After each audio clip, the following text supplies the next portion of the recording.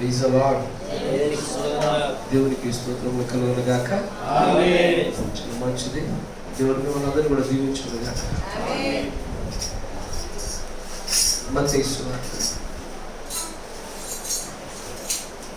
12వ అధ్యాయం. మత్తయి సువార్త 12వ అధ్యాయం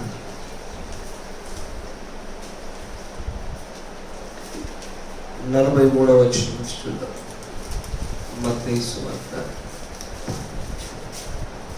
12వ అధ్యాయం 43వ వచనం. అపవిత్రాత్మ ఒక మనుష్యుని వదిలిపోయిన తర్వాత అది విశ్రాంతి వెతుకుచు నీరు లేని చోట్ల తిరుగుచును. విశ్రాంతి దొరకనందున నేను వదిలి వచ్చిన నా ఇంటికి తిరిగి వెళ్ళుదని అనుకుని వచ్చి ఆ ఇంట ఎవ్వరు లేక అది ఊడ్చి అమర్చి ఉండడం చూచి వెళ్ళి తనకంటే చెడ్డమైన మరి 7 దయ్యములను వెంటబెట్టుకుని వచ్చును. అవి దానిలో ప్రవేశించి అక్కడనే కాపురములను. అందుచేత ఆ మనుష్యుని కనబడి స్థితి మొదటి స్థితి కంటే చెడ్డదను. అలాగే ఈ దుష్టతరం వారికి సంభవించునను. దేవునికి స్తోత్రములు కలుగును గాక. ఆమేన్. చిన్న ప్రార్థన చేసుకుందాం. మీరున్న చోట తలలోంచి కళ్ళు మూసుకోండి. ప్రభువా, మా గర్వం అంతటిని మేము తీసివేసుకొని మిమ్మల్ని చేరుకొంచున్నాం ప్రభువా. మేము ఏ విషయాల్లో కూడా మేము గొప్పవారం అనుకుని మేము అనుకోవట్లేదు ప్రభువా. మేము శూన్యమై ఉన్నామన్న విషయాన్ని మేము ఎరుగుదుము. మరొకసారి జ్ఞాపకం కూడా చేసుకొంచున్నాం. నీవే అత్యున్నతమైన సింహాసనం పైన నివాసం చేయవాడవనియు, నీవు మాత్రమే పరిశుద్ధుడవు నీతిమంతుడవనియు ఈ సమయంలో ఒకసారి మేము జ్ఞాపకం చేసుకొనొచ్చు. నీ పరిశుద్ధమైనటువంటి లేఖనాన్ని మేము సమీపిస్తున్నాం నాయన. నీ పరిశుద్ధమైన ఆత్మ సంచారం మా మధ్యలో జరిగించండి. ఖచ్చితంగా మనుషుల హృదయంలో మార్పు చెందించగలిగేటువంటి ఘోరమైన వ్యాధి కలిగిన హృదయాల తండ్రి ప్రభువా, పరివర్తన చెందించగలిగేటువంటి శక్తి కేవలం నీలో మాత్రమే ఉన్నది. ఈ వాక్యం చేత ఆ కార్యాలు చేయమని, నీ కృప చేత ప్రతి ఒక్కరిని తాకమని ప్రభు అయిన యేసుక్రీస్తు నామములో ప్రార్థన చేయుచున్నాము. Praise the lord. దేవునికి స్తోత్రములు కలుగును గాక. మంచిది. మత్తయి సువార్త 13వ అధ్యాయం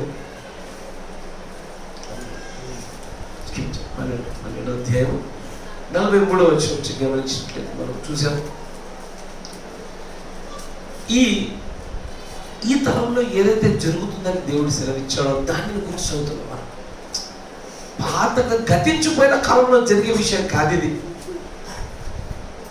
యేసు ప్రభు వారు ఉన్న కాలంలో మాత్రమే జరిగేది కాదు ఇది. ఈ దుష్టతరము అంటున్నారు ఆయన. ఈ తరం అంతటిలో ఇది మొదలుకొని ఇదంతా జరిగిపోయేదంతా. కానీ ఒక మాట మీరు లోతుగా ఆలోచించేయండి. అక్కడ ఒక పరిస్థితి కనబడతా ఉంది. ఆ పరిస్థితి యేసు ప్రభు వారు ఉన్న కాలంలోనే చాలా బలంగా జరుగుతుంది అన్నారు. ఏంటది? ఒక మనుష్యునికి ఏదైనా ఒక ఆత్మ ఉందనుకోండి. ఆ ఆత్మ వదిలి వెళ్ళిపోయిన తర్వాత అది కాసేపు అక్కడక్కడ నీరు లేని చోట్ల తిరుగుతూ ఉంటుంది. ఆత్మ తిరిగి వచ్చి మరలా అదే మనుష్యుడి దగ్గరకు వచ్చి ఈసారి ఒంటరిగా రాకుండా వస్తూ మరిన్ని 7 ఆత్మలు వేసుకొని కూర్చుంటుంది. దీని తీవ్రత, ఈ లేఖనమును గ్రహించడానికి కావలసిన ప్రత్యక్షత, దీని అవసరత ఎంతో ఉన్నది. ఎందుకని మాట అంటున్నానంటే ఒకసారి ఆలోచన చేయండి. యేసు ప్రభు వారు ఈ మాట పలుకుచున్నప్పుడు ఉన్న ఆత్మల కన్నా నేడున్న ఆత్మల సంఖ్య ఎక్కువ. ఎలా చెప్పగలుగుతున్నావు బ్రదర్ అంటే, 5వ బూరలో ఏదో తెరవబడింది. పాతాళం తెరవబడింది అయ్యా. 5వ బూరలో పాతాళం తెరవబడి 2 లక్షల కంటే పైగా కదా ఆత్మలు. ఏది ఇదివరకే భూమి మీద ఆత్మలు సరిపోనట్టు, భూమి మీద ఏదో ఆత్మలకు కొదువైనట్లు మరింత భీకరమైన ఆత్మలు పాతాళంలో నుంచి 5వ బూరలోనే బయటకు వచ్చాయి. 5వ బూర అనగానే మనకు సాధారణంగా చాలా కాలం అవుతుంది కాబట్టి మనకు తెలియదు ఎక్కడని. మొదటి 2 ప్రపంచ యుద్ధాలలో ఆ సమయంలోనే పాతాళం తిరబడి మరిన్ని లక్షల ఆత్మలు బయటకు వచ్చాయి. ఏంటంటే అప్పుడెప్పుడో యేసు ప్రభు వారు ఉన్న కాలంలోనే 7 ఆత్మలు తీసుకొస్తే ఇప్పుడు సంగతి ఇదే.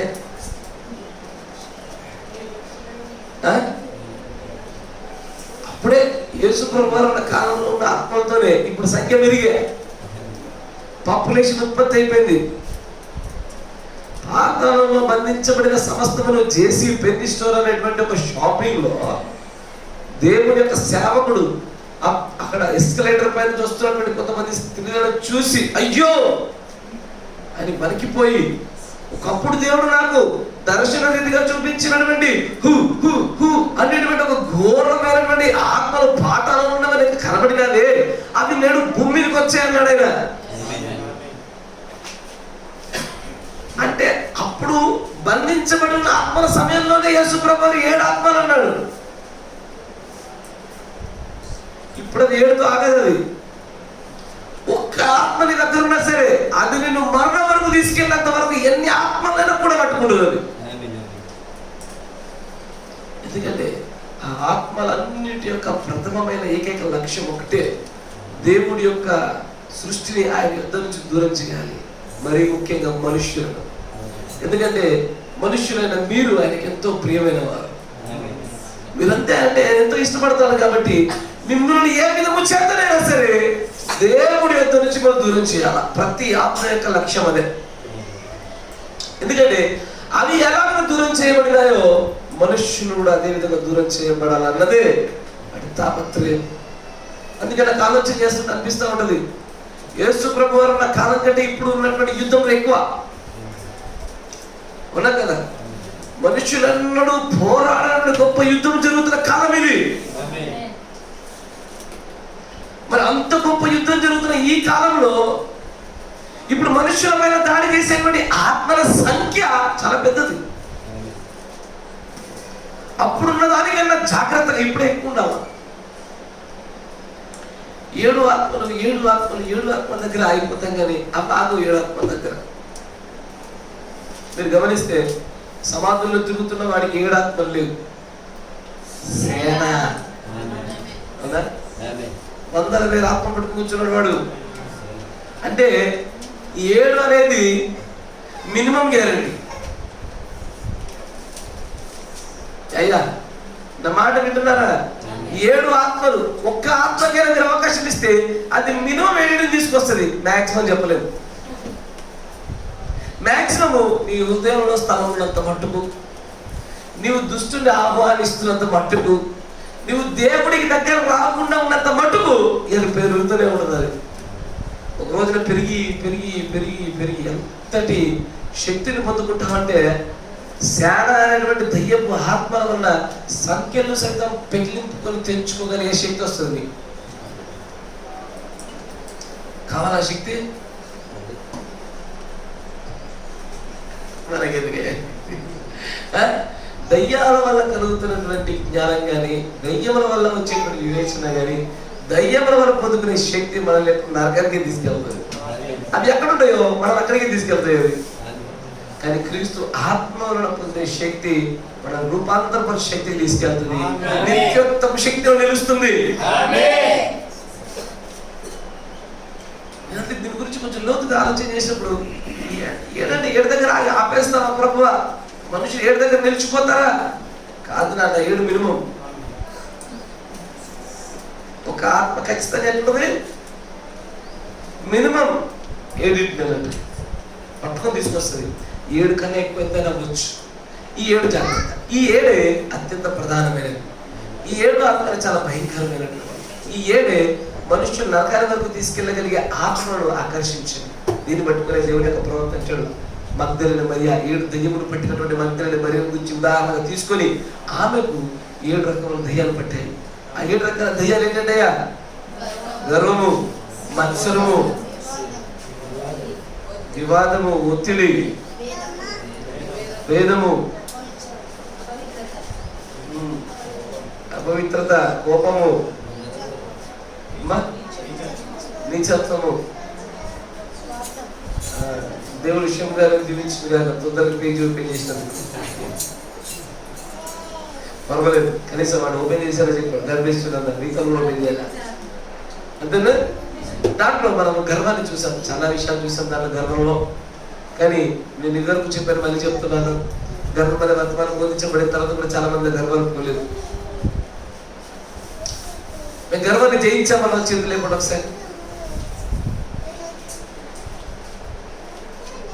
పోనీ ఎదుటి వ్యక్తిలో గర్వాన్ని గుర్తెరగలుగుతున్నాం బ్రదర్, కనీసం చేతులు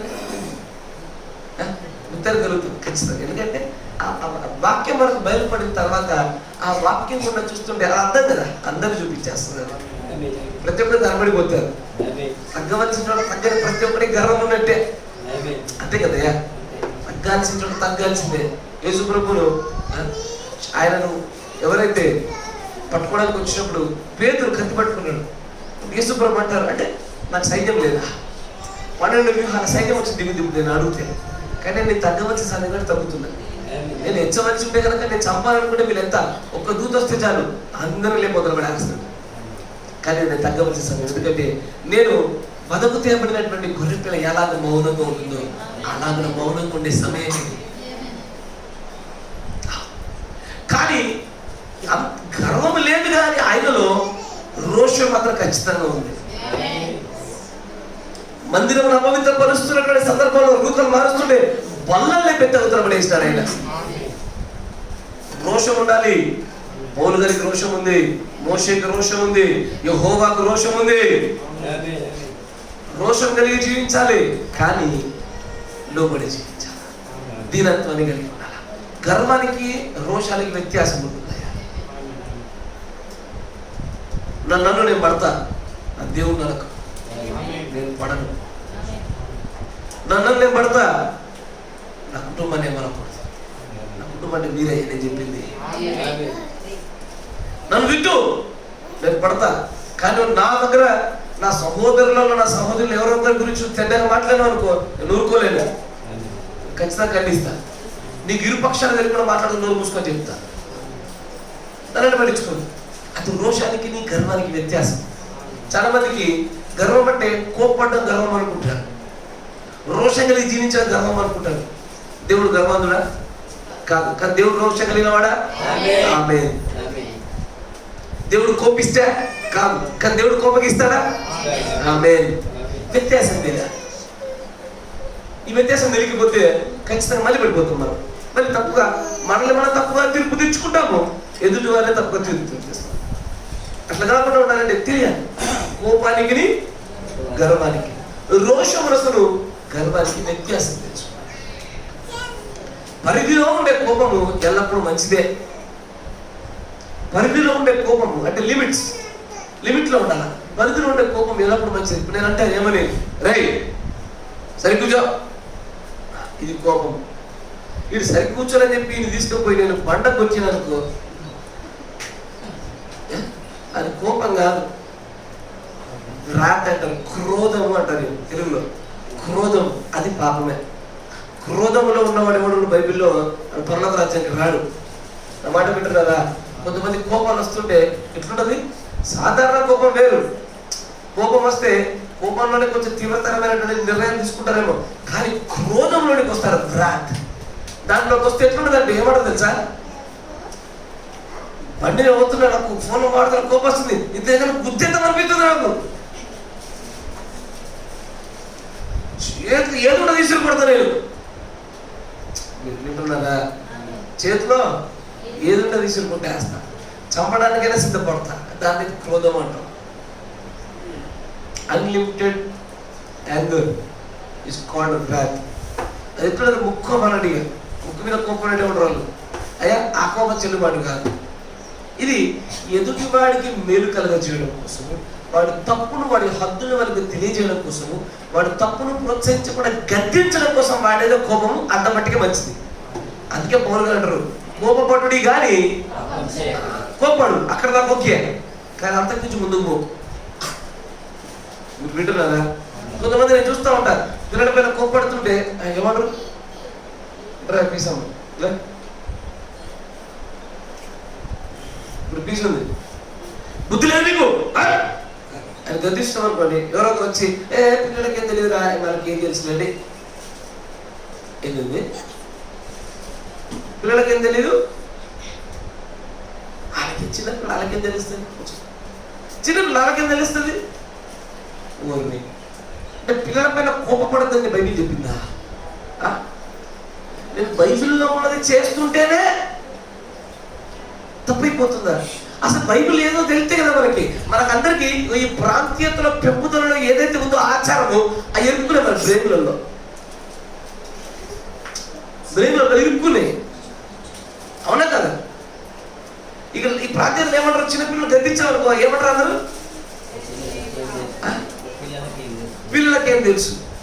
నువ్వు అన్నిలో క్రైస్తవుడువా? నేను అడిగే ప్రశ్న, నువ్వు అన్నిలో క్రైస్తవుడువా? క్రైస్తవుడు పిల్లలకు బుద్ధి చెప్పాలి, బెత్తం పట్టకపోతే పాడైతాడని ఉందా? మరి అన్ని లాంటి మాటలు మాట్లాడుతున్నాయి మీరు. ఈ సంఘం నుంచి చెప్తున్నాను, బయట సంఘం నుంచి కాదు. ఇంకా నేటికి నేను అడిగేది, మీ పెంపక విధానాలు, మీ పోషణ విధానాలు నేటికి బైబిల్ ఆధారం చేసుకుని పెరగడం లేవు. పిల్లల పైన కోప్పడండి, కానీ అది ఎంతవరకు అంటే పరిధిలోనే ఉండాలి. అది వాడికి అది తప్పును వాడికి తెలియజేసినట్లుగా ఉండాలి, వాడిని సరిచేయనట్లుగా ఉండాలి, వాడిని గద్దించినట్లుగా ఉండాలి. మీ పిల్లలు అందరికీ నేనే ఎక్కువ కొడతాను, తెలుసా మీకు? కరెక్టేనా? మీ పిల్లలకి ఎందుకంటే నేనే ఎక్కువ కొడతాను. అట్లా చెప్పి నాకు రావడం మానేయలేదు కదా వాళ్ళు. ఎందుకంటే నేను ఇంత కొట్టి ఇంత ప్రేమ చూపిస్తున్నా, ఇంత కొడుతున్నా ఇంత ప్రేమ చూపిస్తున్నా. దానివల్ల వాళ్ళకి ఏమర్థమవుతుంది? తప్పు చేస్తే మా అమ్మ దగ్గరికి వెళ్ళొద్దు, ఎట్లా ఇవ్వగలుగుతుంది? తప్పు చెప్పదు ఏం కాదు, ఏమన్నా అన్న వారిలో ఏది తప్పు, ఏది మంచిది, ఏది మేలేంది, ఏది మేలు కాదో ఆ వివేచన నేర్పించడమే మన కోపానికి ప్రథమమైన కారణమే ఉండాలి. మనం కోపడుతున్నామంటే నాకు కారణం లేకుండా ఉండాలి. పిల్లల మీద కోపడితే నాకు బహుకోపం వల్ల పిల్లలకు నేర్పించడం కోసం, వివేచన అభ్యసించడం కోసము, అభ్యాసింప చేయనట్లుగా చేయడం కోసం కాకుండా ఊకే ఓపిక లేకుండా కోపడుతాను అనుకోండి, నాకు అసలు నచ్చదు. ఓపిక లేక అట్లా చేసేది. ఆ పెంపక విధానాలు వేరే ఉంటాయి. కోపడుతున్నామంటే వాడికి ఒక విషయం అర్థమవుతుంటే చేయాలి. ఏదది? ఇది తప్పు, ఇది సరి అయినది, ఇది చేయదగినది, ఇది చేయకూడదు అని అర్థమవునట్లు కోపడాలా. అంతేగాని ఇక తప్పు చేసిందని చెప్పేసి వాడిని ఇక యెషయా గ్రంథం ఉంది, పంట కొడతలేని విని. యెషయా గ్రంథంలో ఏముంది? మీ పిల్లలను బండ కొట్టుడి అంతేనా?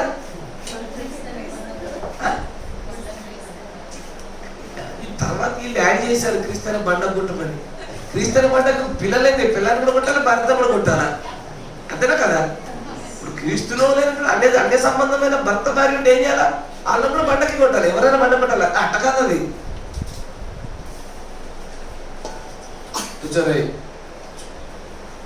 కాబట్టి ఈ వ్యత్యాసం తెలుసుకుంటారా? కోప్పడ్డానికి లేదా రోషం కలిగి జీవించడానికి, గర్వానికి వ్యత్యాసం.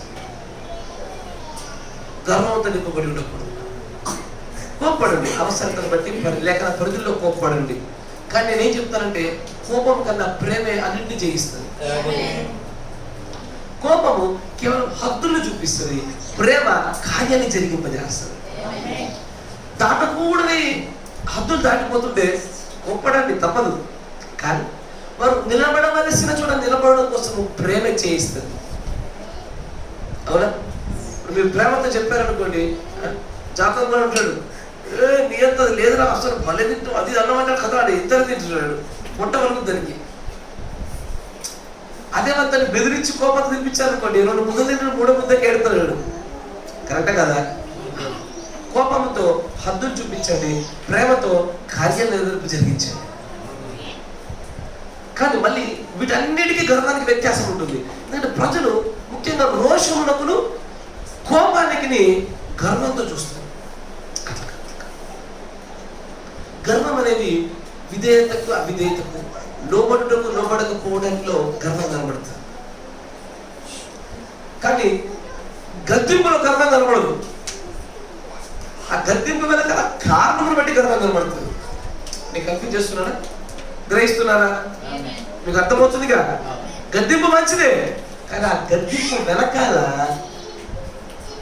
కారణం బట్టి అది గర్వమా కాదని బయలుపరచబడుతుంది. మనం చాలా విషయాలు గమనించాం కదా. ఆ తదుపరి మనము మరొక ఆత్మను కూడా మనం చూసాం. ఆ ఆత్మ ఎన్వి, ఇంగ్లీష్లో ఎన్వి అంటే మత్సరము మరియు అసూయ,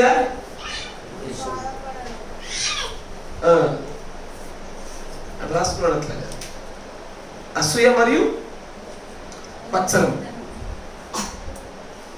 అంతేనే కదా. మత్సరం అంటే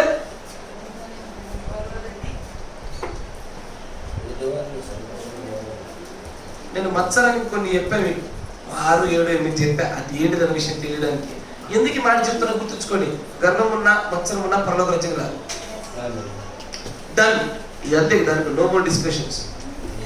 మత్సరం ఉన్నా గర్వం ఉన్నా పరలోక రాజ్యం అడుగు పెట్టలేరు. కాబట్టి అదేంటో తెలుసుకొని అది మన జీవితంలో లేకుండా చేసుకోవాలి. ఈ రోజు దేవుని చిత్తమైతే ఇదే చివరి భాగం అవుతుంది మత్సరానికి. దేవుని నడుపును బట్టి మిగతా ఆత్మలు చూడాలి. ఇంకా 5 ఆత్మలు మనకు ఎదురు చూస్తూ ఉన్నాయి. వాటిని కూడా మనము వెంటనే చూడాలా. ఈ రోజున మన ఉపశీర్షిక అసలు శీర్షిక ఏంటయ్యా? కనబడే స్థితి. అంటే ఎట్లున్నదంటే దేవుళ్ళు ఎదుగుతున్నటువంటి క్రైస్తవులు వారు దేవుళ్ళలోనికి రాబడబడినటువంటి దేవుళ్ళలో ప్రవేశించినప్పటి భక్తితో పోలిస్తే నేటి భక్తి శూన్యమే. ఒకప్పుడు మందిరానికి వర్షంగా తుఫాన్ వచ్చినా సరే వెళ్దామనేటువంటి ఒక గొప్ప సంకల్ప బలం ఉండేది. నేడు వర్షం పక్కన పెట్టండి, కనులకు నిద్ర వస్తేనే చాలు చర్చ కొట్టేటువంటి క్రైస్తవులు తయారైనారు. ఒకప్పుడు దేవుని వాక్యానికి ఎంత ప్రాధాన్యత ఇచ్చేవారంటే కడుపు చంపుకొని మరి దేవుని మందిరంలో కూర్చునేవాళ్ళు. ఏంటది? కడుపు చంపుకొని మరి పొట్ట కట్టుకొని మరి దేవుని మందిరంలో కూర్చునేవాళ్ళు. నేడు పొట్ట కూటి కొరకు, ఒక పూట భోజనం కొరకు దేవుని వాక్యానికి దేవునికి ఇచ్చే ప్రాధాన్యత తగ్గించిన కాలాలు. మాట వింటున్నారా? ఒకప్పటి స్థితితో పోలిస్తే ఇప్పటి స్థితే ఎట్లుంది తెలియదు. అప్పటి స్థితి సరిగ్గా లేదు బ్రదర్ అంటుంటే, నేటి స్థితి ఒకప్పటి దాంతో పోలిస్తే మరింత చెడ్డదైపోయింది. ఈ ప్రశ్నకి మీరు ముందుకు వెళ్దాం. అమ్మా నన్ను చూడాలి. ఒకప్పటి మీ భక్తి కంటే ఇప్పుడున్న మీ భక్తి నిజంగానే పెరిగిందా? అంతకంటే ఘోరంగా అంతే ఉందా? కొంతమంది పెరిగిందని చెప్తా ఉన్నారు. మిమ్మల్ని దేవుడు దీవించిన కాక. మీరు ఈ సేవకు ఫలాలు, ఈ పరిచర్య ఫలాలు మీరే. ఎవరైతే ఒకప్పటి భక్తి కంటే నా భక్తి ఇంకా చెడింది బ్రదర్ అంటున్నారు చూసారా, అది చెప్పరు కానీ మనసులో ఉంటుంది వాళ్ళకి. నువ్వు ఇదివరకే నిలువెచ్చని స్థితిలో పడిపోయినావు. నువ్వు నెమ్మది నెమ్మది నెమ్మది నెమ్మది నెమ్మది మరణానికి దగ్గర అవుతున్నావు. ఇది నా దేవుని యొక్క ప్రవక్త ద్వారా దేవుడు మాట్లాడించిన మాట. నిలువెచ్చని స్థితిలో ఉన్నవాడు వాక్యం పట్ల ఆసక్తి ఉండదు అన్నాడు. నిలువెచ్చని స్థితిలో ఉన్నవాడు దేవుని వాక్యం వినాలని ఆసక్తి ఉండదు. వాడికి దేవుని ఆత్మను పొందుకుందామని ఆలోచన ఉన్నదానికి నేను ఈ రోజు చేస్తున్న ఆ కార్యములు బట్టి, నా ప్రవర్తన బట్టి దేవుడు ఆనందపడతాడా లేదా చూసుకోకుండానే ఆయన ఆనందం కోసం ఏమాత్రం కష్టపడకుండా ఉంటాడని చెప్పాడు ఆయన. ఇలాంటి 3 వర్గాల ప్రజలు ఎల్లప్పుడూ మరణం వైపు అడుగులు వేస్తా ఉంటారు. ఈ 3 గుర్తున్నాయి కదా. ఒకటి, దేవుడు ఎల్లప్పుడూ సంతోష పెడుతున్నామా లేదా చూస్తూ ఉంటాడు. నిజమైన విశ్వాసి, ఎదుగుతున్నటువంటి వ్యక్తి, వెచ్చగా ఉన్నటువంటి వ్యక్తి. 2, దేవుని యొక్క వాక్యములో ఎల్లప్పుడూ ఆనందిస్తూ వాక్యం కోసం వెతుకుతూ ఉంటాడు వాడు. దానికోసం ఏదైనా చేస్తాడు వాడు. 3, దేవుని ఆత్మను అధికముగా పొందుకోవడం కోసం, ఇప్పటిదాకా పొందుకున్న దానికంటే అధికముగా పొందుకుంటానని చెప్పి ఆశగా ఉంటాడు. ఈ 3 ఏ ఒక్కటి తక్కువైనా సరే నన్ను నమ్ము బ్రదర్, అమ్మా నమ్మండి, ఈ 3 మీలో లేకపోతే మీరు ఖచ్చితంగా మరణానికి దగ్గర అవుతున్నారు. ఆత్మీయమైన మరణానికి. నువ్వు నిలువెచ్చని స్థితికి వెళ్తున్నావు. ఒకరోజు దేవుని నోట నుండి ఉమ్మి వేయబడే స్థితిలో జారిపోతున్నావు. ఈ 3 అన్ని ఏదో ఒకటి కరమైనా సరే జాగ్రత్త. 1, దేవుని వాక్యం విషయంలో అత్యధికమైన ఆసక్తి ఉంటుంది. 2, ఆయన ఆత్మను ఇదివరకు పొందుకున్నాక అధికంగా అధికంగా అధికంగా అధికంగా పొందుకోవాలని కోరుతారు. 3, ఆయన నన్ను బట్టి ఆనందపడుతున్నా లేదా, whether I'm pleasing the God or not, నేను దేవుని సంతోష పెడుతున్నానా లేదా. ఈ రోజు ఉదయకాలం మొదలుకొని ఇప్పటి వరకు మీరు చేసే ప్రతి క్రియను బట్టి దేవుడు మిమ్మల్ని బట్టి ఆనందపడుతున్నాడా? చెప్పగలిగే ధైర్యం కావాలి. God bless you. దేవుడు దీవించును గాక. కానీ ఈ 3 లేకపోతే జాగ్రత్త, మనం జారిపోతున్నాం. ఈ విషయాలు ఎప్పుడు మర్చిపోకండి. ఎందుకంటే దేవుడు ప్రవక్త, దేవుడు అనుకుంటా మాట్లాడుతూ చేసిన మాట, నువ్వు వెచ్చని స్థితిలో ఉన్న విశ్వాస యొక్క లక్షణాలు ఇవే అన్నాడైనా, చల్లగా ఉన్న వ్యక్తి యొక్క లక్షణాలు ఇవే అంటున్నాడైనా. జాగ్రత్త. ఈ 3 మీరు ఎక్కడన్నా ఉన్నాయో చూసుకొని ఎప్పుడప్పుడు చెక్ చేసుకుంటుండండి. నేను ఎల్లప్పుడూ ఒక విషయం చెప్తాను, మీకు సలహా. మీరు ప్రార్థించడానికి మోకరించినప్పుడల్లా మీరు దేవుడు అడగాల్సిన ఇవే. ఈ 3 మీరు ఎల్లప్పుడూ కూడా వేడిగా వెచ్చగా ఉండేలాగా దేవుడు అడగండి. ప్రభువా, నీ ఆత్మను అధికంగా పొందుకున్నట్లుంది. ఇప్పుడు మీరు ఒక విషయాన్ని సైతం కోరుకుంటున్నారా అంటే అది మీ పైన అప్పచెప్పబడుతున్న ఆత్మను బట్టే మీ కోరికలు ఆధారపడి ఉంటాయి. ఒక వ్యక్తి పైన త్రాగుడు అనే ఆత్మను కుమ్మరించబడితే వాడికి మందే కోరుకుంటాడు. కానీ అదే వ్యక్తి పైన పరిశుద్ధాత్మ కుమ్మరించబడితే వాక్యాన్ని కోరుకుంటాడు. కనుక మీరు అడగాల్సిన ప్రభువా, నీ వాక్యమును అత్యధికంగా కోరుకునేటువంటి ఆత్మ నాకు దయచేయి. I need that spirit. ప్రభువా, నేను నిన్ను ఎల్లప్పుడూ సంతోషం పెట్టినటువంటి ఒక మంచి భటుడి వలె, మంచి పని వారి వల్ల నాకు నిలబెట్టినటువంటి జ్ఞాపకం నాకు దయచేయని అడగాలి. అంతేకాకుండా ప్రభువా, నీ ఆత్మలో అధికమైన పాలు పొందినట్లుగా అలాంటి ఒక యోగ్యమైనటువంటి ఒక స్థితిగతులతో కూడుకున్న ఆత్మ నాకు అనుగ్రహించని అడగాల. తర్వాత అడగాల్సింది తెలుసా, ప్రభువా, నాకు స్త్రీ వల్ల కానీ పురుషుల వల్ల కానీ నేను పడిపోకుండా ఉన్నట్లుగా నాకు స్థిరమైన మనస్సు దయచేయని అడగాలి. ఎందుకంటే అసలు సాతాను పడేసే వీడి వల్ల. డబ్బు వల్ల నేను పడిపోకుండా ఉన్నట్లుగా, డబ్బుకు అధిక ప్రాధాన్యత ఇవ్వకుండా ఉన్నట్లుగా, డబ్బా దేవుడా అంటే నేను డబ్బును ఎన్నుకోకుండా ఉన్నట్లుగా నాకు శక్తిని దయచేయని అడగాలి. ప్రభువా, కీర్తే లేకపోతే దేవుడు అని అడిగినప్పుడు నాకు దేవుడే ఎన్నుకునేటువంటి ఒక స్థితిగతి నాకు దయచేయమని అడగాలి. నన్ను ఒకడు పిలుస్తాడు రమ్మని, నన్ను బాగా ప్రేమిస్తాడు, నన్ను బాగా గౌరవిస్తాడు. ఆడు పిలిస్తే అంత పాటు పోవాలా, నేను మందిరానికి రావాలా? ఎడిగెళ్ళాలా? మన క్రియలు కాదు మనల్ని కనపరుస్తున్నాము. మనం ఏమయ్యున్నాము? నాకు వర్తమాన జ్ఞానం ఎంతుందని నేను చూడండి. ఎవరికి కూడా వర్తమాన జ్ఞానం లేకుండా అరుణేమో మీకంటే బాగా ప్రార్థన చేస్తలేదా? వర్తమాన జ్ఞానం లేకుండా మీకంటే ఎక్కువ మందిరానికి వస్తలేదా? మీరు ఒక కూడా తప్పిస్తున్నారు, అది అప్పుతలే. కరెక్టేనా? 3 కుటుంబంలో ఒక కుటుంబం 2 కుటుంబం ఏదో ఎదుర్కొంటారు మీరు. అల్లుడేమో గ్రేట్. వర్తమానం అంటే ఏం తెలియదు, వర్తమాన జ్ఞానమే లేదు దానికి. ఒకటి నమ్మింది, బాప్తిసం తీసుకోవాలా, దేవుడు ఇదే కరెక్ట్, ఇదే సరైన సంఘం. నమ్మింది, వస్తుంది, కూర్చుంటుంది, దేవుడు ఆమెను ఆశీర్వదిస్తున్నాడు. నేను బలంగా నమ్ముతున్నా. ఒక రోజున 80 సంవత్సరాల ముసలావిడ ఏ విధంగా రూపాంతరపరచబడినప్పుడు ఎవరైనా స్త్రీని బ్రహ్మంగా చూస్తారో నేను కూడా అట్లా చూస్తాను అనుకుంటున్నాను. నేను నమ్ముతున్నాను అట్లా. ఇన్ని పుస్తకాల జ్ఞానము, ఇన్ని సంవత్సరాల అనుభవము మన దేవుడు మందిరానికి తీసుకురాలేదుగా కదా. మందిరానికి తీసుకురాలే మన జ్ఞానము, మన భక్తి. పరలోక రాజ్యం తీసుకెళ్తారా? ఆశ్చర్యంగా లేదు. మన భక్తి, మన సంకల్పము, మనలో ఉన్న ఆత్మ నడిపింపు, మన పరిశుద్ధాత్మ మందిరాల వరకే మనం నడిపించలేకపోయింది. ఇప్పుడున్న తలాంతులతో కూడుకున్న ఈ కొద్దిపాటి పరిశుద్ధాత్మ. నేను అడిగేది ఏంటంటే, ఇది పరలోకం వరకు తీసుకెళ్ళి సరిపోతుందా నీ నూనె, నీ భక్తి? రేపమాప ఎత్తబడని చెప్పబడుతున్నటువంటి ఈ లేఖనాల నెరవేర్పులో మొన్న ఒక సూర్యగ్రహణం జరిగింది, క్లిప్స్. ప్రపంచం అంతా కోకళ్ళు కళ్ళకల్లోలం అయిపోయింది. ఈ వర్తమాన ప్రపంచం కూడా అలా కల్లోలం అయిపోయింది. తెలుసా మీకు? మీకు తెలియదు, నేను చెప్పలేదు కాబట్టి. సోలార్ ఎక్లిప్స్ జరిగింది మనకు తెలుసా? సూర్యగ్రహణం జరిగింది విషయం తెలుసా?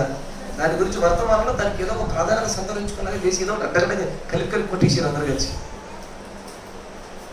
బలమైన లేఖనాధారం లేకుండా మాట్లాడారు. నేను వాళ్ళ గురించి ఏమనుకోవడం లేదు. కానీ అంటే ఎట్లుందంటే, పులి భయం ఉన్నవానికి ఎక్కడ ఏది కనపడ్డా సరే అప్పు, తాడు కనపడ్డా సరే అప్పు, తోక పులి అనుకుంటున్నాడు. అట్లా వర్తమానం అంటున్నారు అందరూ. ఏ చిన్న సందర్భం సంఘటన జరిగినా ఇదిగో ఎత్తబడు, అదిగో ఎత్తబడు అని పడుతున్నారు. మనం ఎట్లున్నాం? మన విశ్వాసం, మన ప్రార్థనలు, మన ఆత్మలు, మన భక్తి మందిరానికి నడిపించట్లేదు. అక్కడ ఎలకాల జనాలు ఎగిరే తెచ్చుకుంటున్నారు. సోలార్ క్లిప్స్ ఆ పాస్టర్ గారు చెప్పారు, నేను ప్రార్థన చేసుకుంటా, ప్రభు నన్ను క్షమించు, ఎత్తుబడి చేయని వాళ్ళు లేనిపోని శుద్ధీకరణ దినాలు పెట్టుకోవాలి ప్రార్థన చేసుకుంటున్నారు. మనం ఎట్లున్నాం?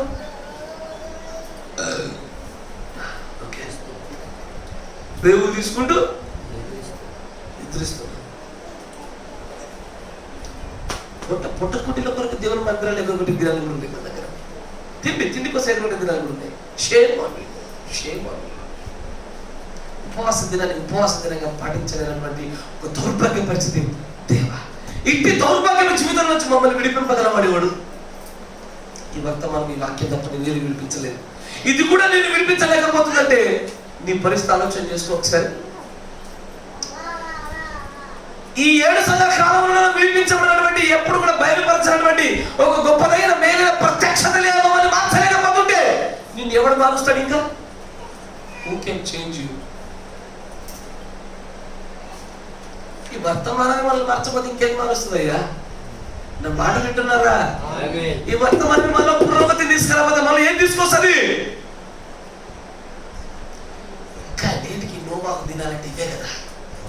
నేటికి ఏదవి ఇల్లు కట్టుకోవడం కోసం, పెళ్లిళ్ళ కోసం, ఇంకా తినడం కోసం, త్రాగడం కోసం దేవుని పైన ఆసక్తి లేకుండా తిరుగుతున్న దినాలే నోవాహు దినాలే.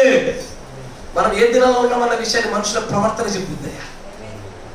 ఎక్కడ మనుషులు తిండికి, ఇల్లు కట్టుకోవడానికి, పెళ్లిళ్లకు, ప్రయాణాలకు, ఆహారాల కోసం ఎక్కువ ప్రాధాన్యత ఇస్తారో అవును నోవాహు దిన ప్రజలు వాళ్ళు తెలిసిపోతుంది. మనకి ఎవడు తీర్పు తెచ్చాల్సి అక్కర్లే. మనల్ని మనం తీసుకొచ్చి ఈ పరిశుద్ధ గ్రంథం ఎదుట పెట్టుకొని మన క్రియలు మీరు ముందు పెట్టుకుంటే చాలు, మన మీద బయటపడిపోతుంది. ఇది అతిపెద్ద అర్థం. ఇది భూప్రపంచంలో ఈ అర్థంలో మనం ఏమైనా మాకు కనబడిపోతుంది. కొంతమంది నా భక్తి విధానాలకు, నా మందిరం యొక్క సమయాలకు అడ్డు రాకుండా ఉండే ఉద్యోగం అయితే నేను చేస్తానని చెప్పేసి తెగించి కూర్చునే ప్రజలు కొంతమంది అయితే, కుదిరినప్పుడు పోదాంలే మందిరానికి, యూట్యూబ్ ఉంటుందిలే మందిరానికి అని కూర్చున్న ప్రజలు. మీకు తెలుస్తుందా? బుద్ధిగల కన్యకి బుద్ధిగల కన్యకి వ్యత్యాసం తెలుస్తుందా? బుద్ధిగల కన్యక అట్టగా ఆలోచిస్తుంది, తర్వాత చూసుకున్నాను, తర్వాత జాగ్రత్త. నేను మందిలో 3 రకాల విశ్వాసం ఖచ్చితంగా ఉంటారు నమ్ముతలేదు. ఎందుకంటే దేవుడు తన ప్రవక్త కూడా చెప్పిన మాట, 3 రకాల విశ్వాసం ఉండక మానలు. బయట ఒకడు వచ్చేసి, ప్రభువా నువ్వు నిత్య జీవం కలిగినటువంటి దేవుడు, నేను నిన్ను వెంబడిస్తా, కొద్దిగా నా తండ్రిని చచ్చిపోయిన అంతే బాధ పెట్టుకుని వస్తానయ్యా, నా తండ్రి చచ్చిపోతే బాధ పెట్టుకుని వస్తా. రే మృతులను బాధ పెట్టుకుంటున్నా, నువ్వు సజీవుల గుంపులను సజీవులు ఉండవు. లేదు తండ్రి, నేను మృతులలోనే తిరిగేసి వస్తా, మృతులలోనే ఉంటా, మృతుల మధ్యలోనే ఆనందిస్తా, కానీ పరలోక రాజ్యం కావాలా. వీడు లేకపోతే ఆవిడ మృతుని పాతి పెట్టుకోలేరా? ఆగుద్దా? శవం బాగా కంపు కొడితే ఎవడైనా తీసుకొచ్చి పాతి పెడతాడు, అంతేనే కదా. ఎవడు పాతి పెట్టకపోతే ఏదాగుద్ది చెప్పండి? మనం లేకపోతే, నువ్వు లేకపోతే ఏదాగుద్ది? ఎంత మాట ఆగుద్దు నువ్వు లేకపోతే? నువ్వు నిజమైన బీజం వెళ్ళేవాడమైతే నీవు మార్పు చెందడం కోసం కూడా దేవుడు దీర్ఘశాంతం వెళ్ళేవాడు. నీ ఎంత మాట ఆపుతాడు నీ కోసం. ఆయన కూడా ఎక్కువసేపు కాపాడు. మహాయతో డోర్ మూసేవాడు ఇంకో సెకండ్ తెలిసి వస్తాడు, అందుకని ఇంకోసేపు తీసుంటాడు. ప్రజలు అట్లా లేదయ్యా, క్రియలు అట్లా కనబడతాయి. తిండి కోసం, తిప్పల కోసం, పిల్లల కోసం ఎన్ని బాధలయ్యా. పెంపక పోషణల కోసం, ఇల్లు కట్టుకోవడాల కోసం. నాకు ఆశ్చర్యం వేస్తుంది. నోవాహు దినాలు అంటే ఇదే కనబడతలేదు. మందిరం ఎక్కువ, ఇల్లు కట్టుడు ఎక్కువ అంటే ఇల్లు కట్టుడే ఎక్కువ. మళ్ళీ మాకు మేస్త్రులు మళ్ళీ దొరకరు, అదేనా? మేస్త్రులు మళ్ళీ మాకు దొరకరు కాబట్టి ఇల్లు కట్టుడే ఎక్కువ.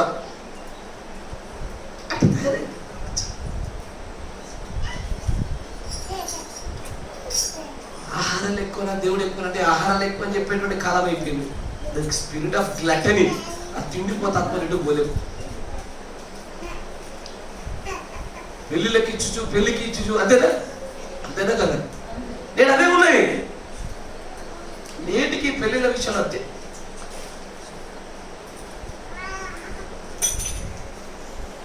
జాగ్రత్త. నేను మరలా చెప్తున్నా, ఖచ్చితమైనటువంటి శిక్షణ పొందుకుంటారు మీరు. మీరు నిజమైన విషయం కలిగితే శిక్షణ పొందుకుంటారు, ఎందుకంటే దేవుడు మీరు మార్చుకోవాలి కాబట్టి.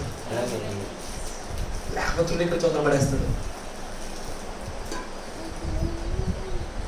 నాకు మాట చెప్పండి. అన్యాచార పద్ధతిలో ఒక శవాన్ని, చనిపోయినటువంటి శవాన్ని అన్యాచార పద్ధతిలో వాళ్ళు ఖననం చేయబోతున్నారు. మీరేం చేస్తారు? అన్న పాల్పొంగులు పొందుకుంటారు. నేను అడిగేదానికి సమాధానం చెప్పాలన్నా మీరు అన్యాచార పద్ధతిలో ఒక ముస్లిమో లేకపోతే ఒక హిందువో తన యొక్క వారి ఎవరు చనిపోయిన వారిని వాళ్ళు శవం యొక్క అంత్యక్రియ చేస్తా ఉన్నారు. ఎంతవరకు పాల్పొంగులు పొందుకుంటారు మీరు? అర్థం కాదు క్వశ్చన్? అర్థమైందా? కనిపిస్తు ఎంతవరకు పాల్పొంగులు పొందుకుంటారు?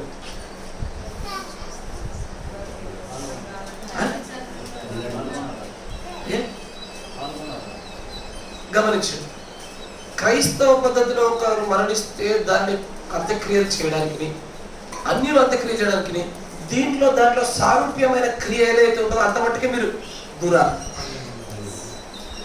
దీంట్లో రెండింటిలో ఒకటే కావాలి, మోసుడు. అంతేనా? దీంట్లోనైనా నువ్వు మోయాల్సిందే, అంతకు మించి దేంట్లో పాల్పొంగులు పొందుకోవద్దు. మీరు నా మాట వింటున్నారా? అంతకు మించి దేంట్లో పాల్పొంగులు పొందుకోవద్దండి. మీరు అన్యాచారంలో దూరుతున్నట్లే. పెళ్లిళ్ళు పేరంటాలలో సంగతి ఏంది? అదేమో కన్నుడు పోనని పిలిస్తే పోము, కానీ బంధువులైతే పోతామా? ఇక్కడ ఆచారాలు కనబడలేదా? ఇక్కడ విగ్రహార్పితం ఏర్పడడం లేదా? ఇక్కడ ఆత్మ ప్రభావాలు కనబడడం లేదా? నేను అడుగుతున్న దానికి సమాధానం చెప్పగలుగుతారా?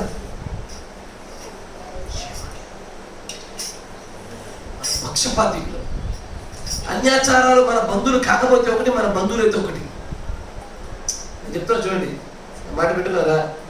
ఆచారాలు కూడా మార్పులు చేర్పులు జరుగుతాయి. మనకి అతి సమీపస్తులైన బంధువు అయితే ఒకటి, దూరస్తుడైన బంధువు అయితే ఒకటి. ఆచారం కాదు. అయ్యో, అసలు దగ్గర ఓడిస్తే ప్రసాదంగా, దూరం ఓడిస్తే ప్రసాదమా? అరే అంతేనా కదా? ఎక్కడో క్రైస్తవులలో అలా బలంగా నిలబడేటువంటి ఆ స్థిరత్వం లేదయ్యా, కనబడదలే. చాలా ప్రమాదం, చాలా ప్రమాదం. నాకు ఒక ఆమె వచ్చి నాకు అప్పటికే తేడా పట్టింది. ఆ కొడుకుని ఒక అన్యాచార పెళ్లికి తీసుకెళ్ళాలి, మాకు బట్టలు కొనుక్కు తీసుకురా మా పిల్లోడికి అని చెప్పి డబ్బులు ఇచ్చింది. నేను డబ్బులు తీసుకోలేదు, ఎందుకంటే నాకు అప్పుడు నాకు డీటెయిల్స్ తెలీదు.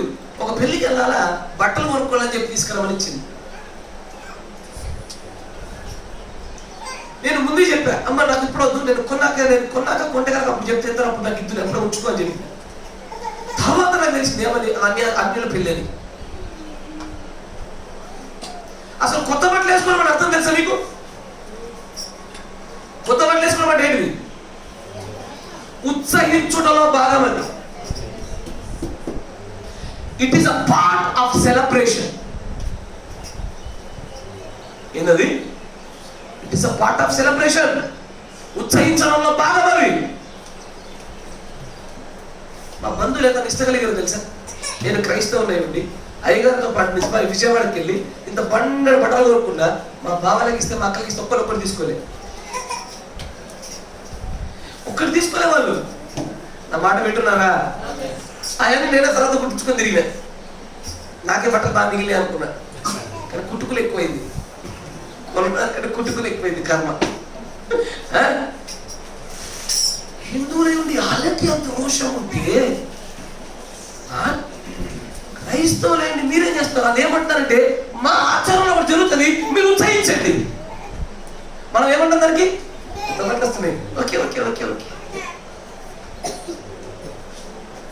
ఎందుకో నాకు అర్థం కాదు. వివేచన ఎందుకు పనిచేయడం క్రైస్తవులకి? పోనీ కాపకు సంప్రదింపులను తెలపడలేదుగా, అదే ఆశ్చర్యం వేస్తాం. బ్రదర్, ఒక అన్యాచార పెళ్లి జరుగుతుంది, మేము ఎంతవరకు మా యొక్క పరిధి, మా పరిధి ఎంత, మేము ఎంతవరకు దాన్ని దూరాలి? లేదు, ఈ తాళి కట్టు తప్ప ఇక అన్ని ఎత్తరు. ఇల్లు తాళి ఒకటే కట్టలేదు. ఆచారం కాదా అది? ఎవరిని కొత్త బట్టలు కొనుక్కోమంటుంది? ఉత్సహించడంలో భాగం కాదు. అసలు పెళ్ళి అంటే ఏంటయ్యా? ఇద్దరు వ్యక్తులు జతపరుస్తున్నట్టు. ఒక హిందువుల పెళ్లి ఆచారం తెలుసా మీకు?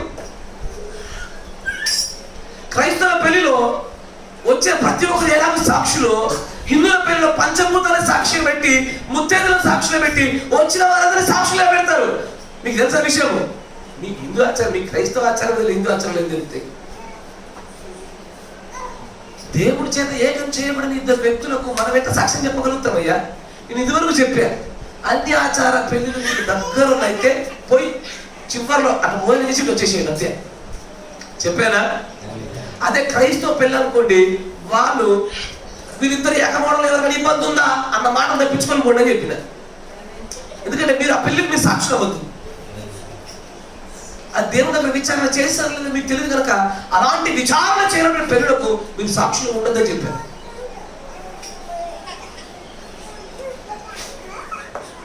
అయినా నేను అట్లా కనబడతలేదు. చిత్రమైనటువంటి వ్యక్తిత్వం ధోరణి కనబడుతుంది. కనీసం ఒక్కసారి మరి కాపరిని సంప్రదించాలనే ఆలోచన కూడా కలుగుతుంది చాలా మందిలో. అది ఆశ్చర్యానికి గురి చేసింది. మా పరిధి ఎంత? మేము ఎంత చేయాలా? మరి మేము చేస్తుంది మరి దేవుని దృష్టిలో అంగీకృతం లేదా? నూతన వస్త్రాలు ఆనందానికి సాదృశ్యం, నూతన వస్త్రాలు ఖచ్చితమైనటువంటి ఉత్సహించడానికి సాదృశ్యం. ఎక్కడైనా కనబడుతుంది. మా బంధువులు చాలా మందికి పెళ్లి జరుగుతున్నప్పుడు నేను పోయిందని ఒక్కరి పెళ్లికి, అది మా పెద్దన్న పెళ్లికి. అది ఎప్పుడు తెలుసా? లాస్ట్లో భగవాన్ ఇట్లా గిరి కూరేస్తారు, ఆ టైం పోయినా అర్థం కాలే. పెళ్ళి అయిపోయి భోజనాలు అయిపోయి గిరుతురు కూరలు అయిపోతే అప్పుడు పోయినా ఆ పెద్దన్నకి.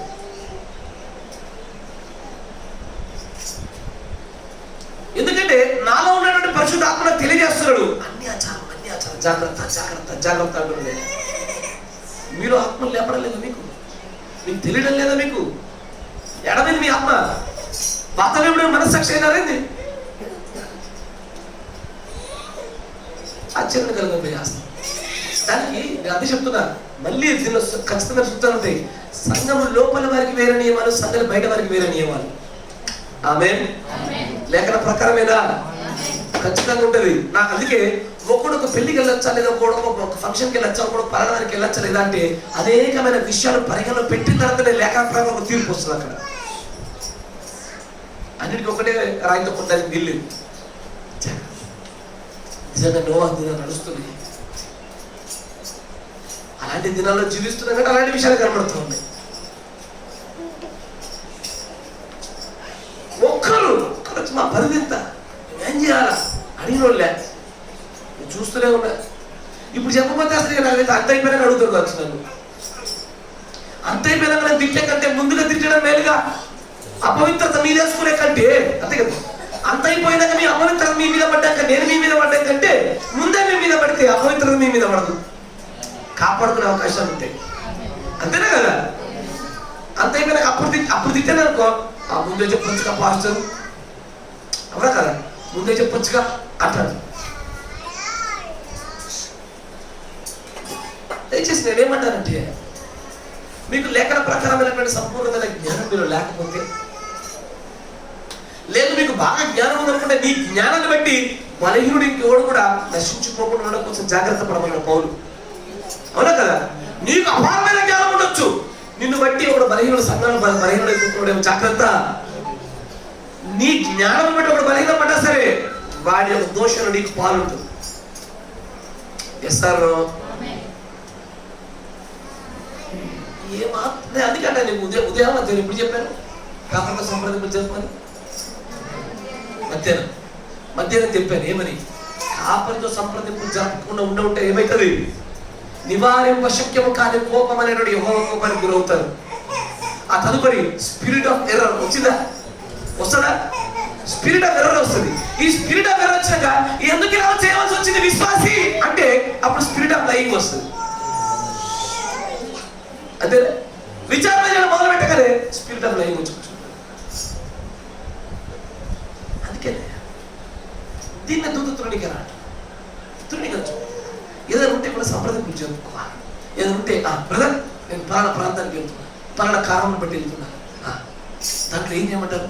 ఇప్పుడు నీ ఇంట్లో నీ భార్యని చెప్ప పెట్టుకుండా పోతుంటే సుర్రని కాలుతుంది, ఆత్మ సంబంధంలో వెలువడుతూ పోతుంటే నీ ఆత్మ సంబంధం భర్త కావాలా? ఎందుకంటే పొద్దులు లెక్కడు కావాలి దేవుడు, పొద్దులు దేవుడు లెక్క అడుగుతాడు కావాలి, ఆత్మ సంబంధం విషయాల గురించి అడుగుతాడు కదా.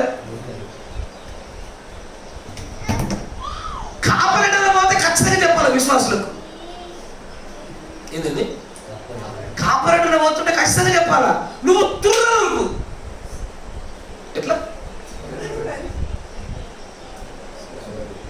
చెప్పులే చేసలేదు, మళ్ళీ పాస్టర్ చెప్పాలి ఎటువేయండి ఏం చేసిందని. ఎటువేరు బయటికి వెళ్ళా, బయటకంటే ఎక్కడికి చిన్న పనులు, అదేం పని? అది వేరే వాళ్ళు పిలిచి ఎవరు వాళ్ళు? అదే వాళ్ళకి ఇంపార్టెంట్, ఏందా ఇంపార్టెంట్ పని?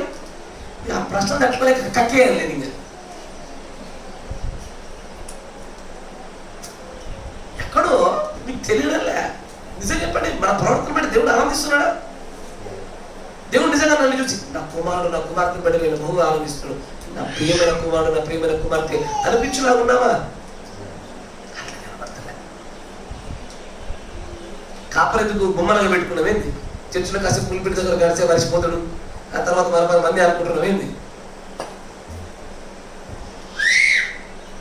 తప్పిదాలు దొరికిన తర్వాత నా స్వరం వేరేగా ఉంటుంది కాబట్టి తప్పిదాలకు ముందే కొన్ని చిన్న చిన్న హెచ్చరికలు ఇచ్చాను. God bless you. బయటకు వచ్చాక నన్ను గురించి చెప్పారా బ్రదర్ అంటే నిన్ను గురించి, నిన్ను గురించి కాకపోయినా సరే నన్ను గురించి అన్నావు అనుకో, నిన్నే అన్నట నేను. ఇది నా సూత్రం. అది ఇప్పుడు నేను పీస్ గురించి అనలే, పీస్ వచ్చి బ్రదర్ నన్ను గురించి అంటే నిన్ను గురించి అంటాను నేను దాన్ని. ఇక నన్ను అడుగుడు వేస్ట్, మీరు నన్ను అడుగుడే వేస్ట్. నన్ను అడిగినట్టే నేను నిన్ను గురించి అంటాను నేను. అట్లా అంటే బ్రదర్ నేను కోపడతా, గొడవ దిగుతా. గాడ్ బ్లెస్ యూ, నేను సిద్ధమే. నువ్వు తిడితే పడతావు, ఎవరు యుద్ధం ఏవో అదిగా నాకేం వచ్చింది బాధ. జాగ్రత్తగా అపవిత్రత మీరు ఏమాత్రం అంటుకోకుండా నా బాధ. మాట వింటున్నారా? దేవుడు మృతులు పాతి పెట్టుకోమని చెప్పినటువంటి ఆ యొక్క ప్రత్యక్షత మీకు దక్కాల. జాగ్రత్త. ఇక్కడ మనం ఏం చేయాలంటే కొన్ని విషయాలలో చాకచక్యం ప్రదర్శించాలి. ఇటు మనం అంటినట్టు ఉండద్దు, దూరంగా ఉన్నట్టు ఉండద్దు. ఆ చాకచక్యం రావాలా? అంటినట్టు ఉండద్దు, దూరంగా ఉన్నట్టు ఉండదు. నాకు తెలుసు కొంతమంది సండే పూట ప్రార్థన ఉన్న చోట బయట పెళ్లి జరిగితే, బయట ఫంక్షన్ జరిగితే అటు తుర్రం ఉరికిరు కూడా, మరణం జరిగితే తుర్రం ఉరికిరు కూడా. ఏది? దేవుడి యొక్క రిజరెక్షన్ డే అన్నాడు ప్రవక్త. మందిర దినము దేవుని కోసమే కేటాయించబడిన దినం పెట్టుకొని వాడు చనిపోతే, వాడు యాక్సిడెంట్ అయితే, వాడికి పెళ్ళి అయితే ఉరికేసిరాడు. మీరు ఉరకపోతే పెళ్ళి ఆగిందా? మీరు ఉరకపోతే యాక్సిడెంట్ నిలిచిపోయిందా? మీరు ఉరకపోతే మరణించకుండా తిరిగి లేచినాడే?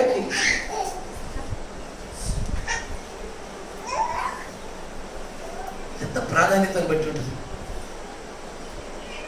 జాగ్రత్త. Praise the Lord. వివేచన జ్ఞానం లేకపోవడం వల్లే అనేకమైన విషయాలు గ్రహించలేకపోతున్నాం. ఆ జ్ఞాన రాహిత్యం వల్లనే మనకు కోపములకు, గర్వములకు, రోషములకు తేడా తెలియదండి. కోపడడం వేరు, రోషం ఉండడం వేరు, గర్వము వేరు. ఆమేన్. అట్లాగే మత్సర విషయంలో కూడా మనకు అవగాహన. మత్సరము అనగానే కేవలం అసూయపడడం ఒకటే కాదు. దాంట్లో ఎలా ఉంటుందంటే ఎదుటివాడి యొక్క జయమును ఒప్పుకోలేకపోవడం, ఓర్వలేము. ఎదుటివాడికి మేలు కలిగిన ఓర్వలేము, ఎదుటివాడు ఎదిగిపోయినా ఓర్వలేము, ఎదుటివాడు వాడబడుతున్నా ఓడలేము. అవునా? ఏమైనా సరిగ్గా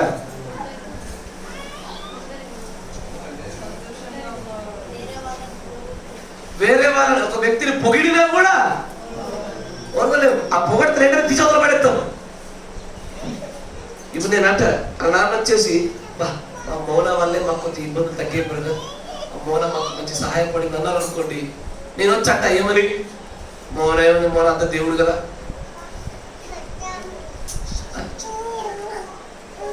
అంటారు మేడం. దేవుడి శక్తిలో కూడా మౌనం ఏం చేయదుగా అంటారు కదా. కాబట్టి ఆ వ్యక్తి చెప్పేప్పుడు ఏం చెప్పాలా? దేవుడు మౌనం వాడుతున్నాడని చెప్పాలా. అట్లా ఘనత ఇప్పుడు దేవుడు చెప్పాలా. కానీ ఘనత ఒకవేళ మనుషులకు పోతుంది అనుకో, ఫస్ట్ ఈ మనసు దూరుకోదు. ఏమన్నా మెచ్చుకుంటే చాలు, మెచ్చుకుంటే చాలు. సమస్య ఎంత చెప్పరా? ఇది మనం తెలియకుండా చిన్నపిల్లలు నేర్పించుకుంటూ వస్తాం.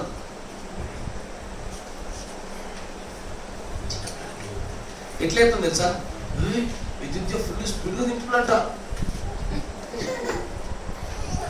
అరే మస్తు చదువుతుందంట వాడు. అంటే ఇప్పుడు ఏడేమవ్వాలా? నువ్వేమనుకుంటున్నా కాంపిటేటివ్ స్పిరిట్ తో చదువుతున్నాడు, తింటున్నాడు అనుకుంటున్నావు. నువ్వు మచ్చలు నేర్పిస్తున్నావు. ఆడికి మెప్పు వచ్చింది, నాకు రావాలా. ఆడికి వస్తే నాకు నువ్వు పట్టదు. నా మాట వింటున్నారా? గోరుముద్దంతో మచ్చలా నేర్పిస్తాం మనం. ఇట్లా గోరుముద్దంతో చిన్న దశల్లోనే. అట్లా కాదు, వాడికి ఇది మంచిది ఇది చెడు అని చెప్పి మంచి వైపు ప్రోత్సహించాలి, కానీ పక్కని చూపించే అవసరం లేదు.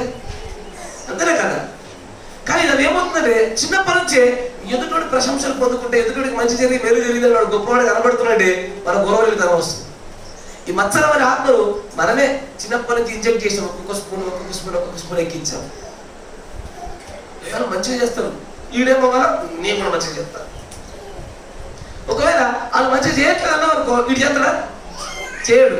కాంపిటేటివ్ స్పిరిట్ కాదు, మత్సర స్పిరిట్. Praise the Lord. నా హెచ్చరికలకు ఇబ్బంది పడ్డట్టున్నారు. Praise the lord. ఈ మత్సరం చాలా ప్రమాదకరమైతే. నా మాట వినండి, దీన్ని త్వరగా ముగించే ప్రయత్నం చేద్దాం. దీంట్లో అసూయ పడతాం, ఓర్వలేని తనకుండా. ఎదుటివాడి మేలు మనం ఓర్చుకోలేము, ఎదుటివారి గురించి గొప్పగా మాట్లాడేది మనం ఓర్చుకోలేము. చాలా భయంకరంగా నడుస్తూ ఉంది. ఎదుటి వారికి మనకు నష్టం జరిగినా పర్వాలేదు, ఎదుటివాడికి మేలు జరుగుతుంటే కథమే. అస్సలు ఓర్చుకోలేని పరిస్థితి కనబడుతూ ఉంటుంది. ఇది ఉంటే దయచేసి ఇది ఒక్కటి ఉన్నా చాలు, మీకు మిగతా 7 ఆత్మలు వస్తాయి. 7 మినిమం. నేను చెప్పాను గుర్తుందా? 7 స్పిరిట్స్ ఆర్ మినిమం స్పిరిట్స్. ఎందుకంటే ఇప్పుడు 5వ బూరలో పాతాళంతో కూడా అనేకమైన ఆత్మలు బయటకు వచ్చాయి కనుక ఇప్పుడు ఎన్నైనా రావచ్చు. సేన అనేటువంటి గొప్ప సమూహం వచ్చేది విద్యలే ఇప్పుడు కాలంలో కూడా. అందుకే 7 మినిమం వస్తాయి. ఒక్కటున్నా సరే, గర్వం ఒకటిన్నా మిగతా వచ్చేస్తాయి, మత్సరం ఒకటిన్నా మిగతా వచ్చేస్తాయి. నేను 7 ఆత్మలో ఒక ఆత్మ చెప్పా, స్ట్రెస్ అని ఆత్మ చెప్పా, గుర్తుందా? ఒత్తిడి. వీళ్ళు ఎవరైనా ఒత్తిడి లేకుండా ఉన్నారు? చిన్నపిల్లలు కాకుండా నాకు ఒత్తిడి లేదు బ్రదర్ అనవాలి. చేతులు చెప్పు, అందరికి ఒత్తిడి ఉందా? ఒత్తిడి ఉందంటే దాని అర్థమే తెలుసా? అది ఇక వేరే ఆత్మ కూడా తీసుకొస్తుంది. ఊరికే నా పౌలు గారు చెప్పింది, ఆనందించండి. ఆ మరలా చెప్తున్న ప్రభువుని ఆనందించండి. చింత ఆయన పేరు ఏంటని చెప్పిన గల కారణం అది. ఒత్తిడి ఏ కొంచెం ఉన్నా సరే అది మిగిలిన అనేకమైన ఆత్మలు తీసుకొచ్చి కూర్చోబెడుతుంది. జాగ్రత్త. మిమ్మల్ని లేఖనాలు కూడా తీసుకెళ్తాను. గమనించి నేను కొన్ని ఉదాహరణలు చూపిస్తాను మత్సరానికి. లూకా సువార్త 15వ అధ్యాయం 11వ వచనం. కొంచెం వేగవంతం.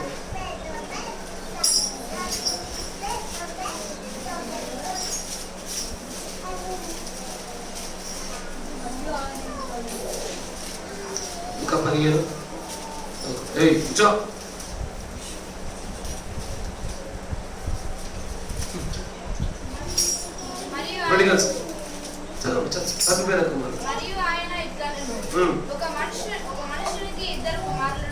ఒక మనుషునికి 2 కుమారులుండిరి. అమ్మా ఆ ఒక్కడు చదువుతుంది, మీరు చూడు. వారిలో చిన్నవాడు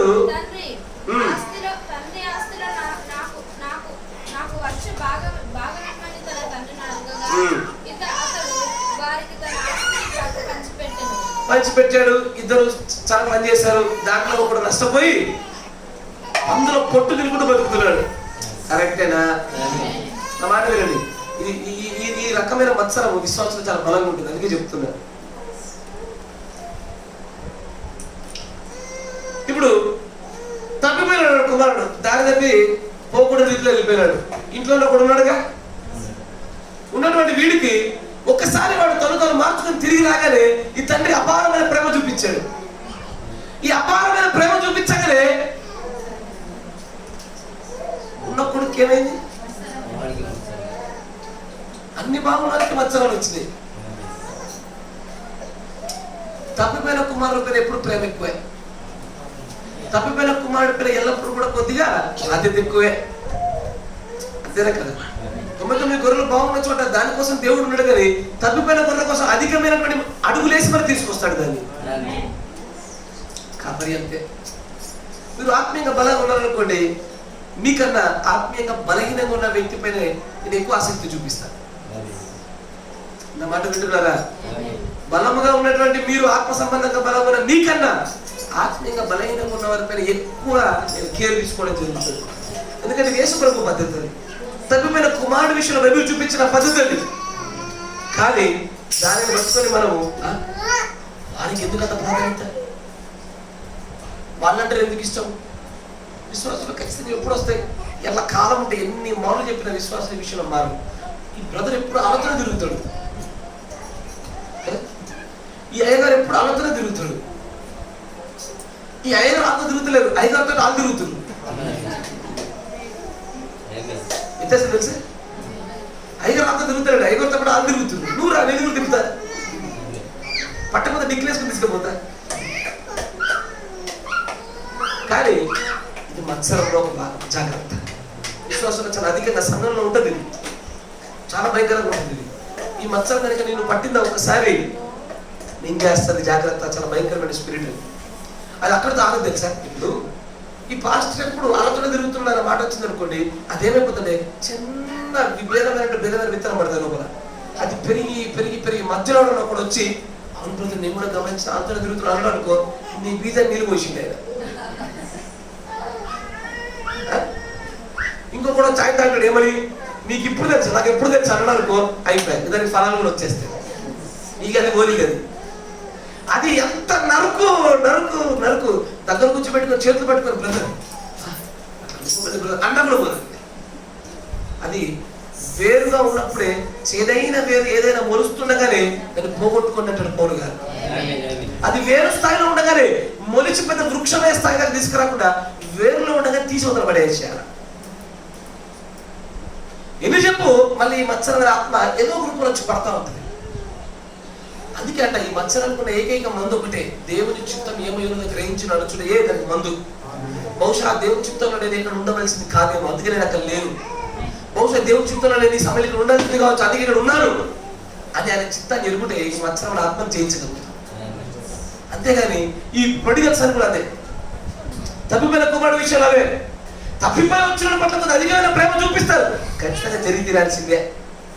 అది ఎలాంటిదయ్యా, సంవత్సరం అంతా హాస్టల్లో ఉండి తెల్లారి వచ్చిన కొడుకులు అంటాడు. అంతేనే కదా. వసంతలో అమ్మ వచ్చింది, రాగానే చికెన్ మటన్ చేస్తాడు, రోజు చేస్తాడా? ఫస్ట్ 2 రోజులు ఉంటుంది ఆ ప్రేమ, మనం పోయేటప్పుడు చేస్తాడు. అంటే ఏమనుకోవాలా, అమ్మ పోయినప్పుడు వచ్చేప్పుడు మొత్తం అంతా మా కొడుకు బాగా నాన్ వెజ్ పెట్టిన మా అమ్మ అనుకుంటాడు ఆయన. మనం కూడా అదే చేస్తాం అదే. స్టార్టింగ్ రోజు పెడతాము, చివరి రోజు పెడతాము, మధ్యలో పప్పు కూరలే. తప్పిపోయిన వాడి పట్ల కూడా అంతే. వాడు తప్పిపోయిన అధిక ప్రేమ ఉంటుంది, తిరిగి వచ్చేప్పుడు అధిక ప్రేమ ఉంటుంది, మధ్యలో ఉండదు. వాస్తవేనా? అంతేనే కదా. ఇప్పుడు మన మనలో వెళ్ళిపోయిన సహోదరులు చాలా మంది ఉన్నారు. వాళ్ళు ఇప్పుడు రాకరకు ఒకసారి సలహా కనబడ్డారు అనుకోండి, అందరికీ ఆనందం కలుగుతుంది. అందరం ఎట్లా పలకరిస్తాము, బాగుండ రాష్ట్రం మంచిదేనా, ఇంకా క్షేమేనా, రండి రెగ్యులర్ రండి అని ఒక అమితమైన ప్రేమ చూపించే ప్రయత్నం చేస్తాం. బలహీనంగా ఉండే వాళ్ళ పట్ల ఖచ్చితంగా ప్రేమ ఉంటుంది, ఉండి తీరాల్సిందే. వారి గురించి అధిక ప్రార్థన చేస్తాను. కానీ అక్కడ మత్సరము మనల్ని మింగివేయకుండా జాగ్రత్త పడాలి. ఆమేన్. మరొక విషయం చూపిస్తాను. ఆదికాండం 37:11 సరే 31 త్వరగా కొంచెం వేగం.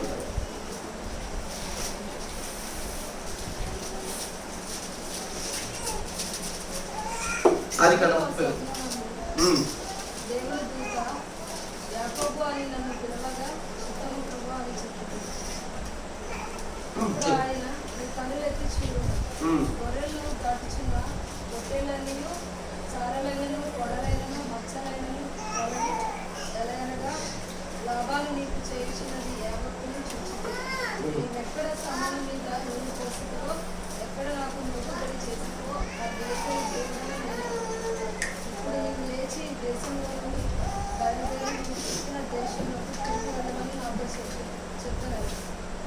అందుకు రాహేలును లేయాలు ఇంకా మా తండ్రి ఇంకా మాకు పాలు పంపులు ఎక్కడికి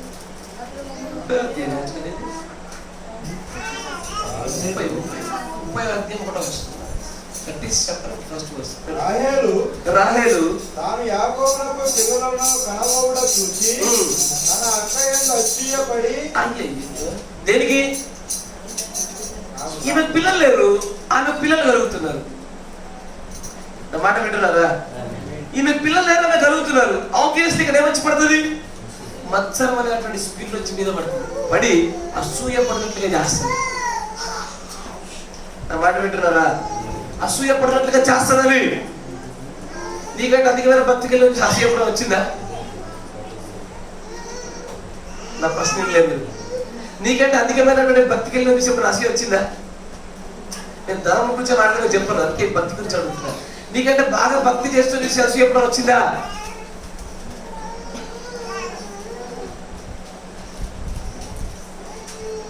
ఇంకేం చెప్పాలి అర్థం లేదు.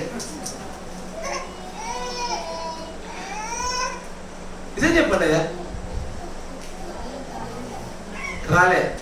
రాలేదంటే నువ్వు గొప్ప భక్తి పడరాను అన్నట్టు.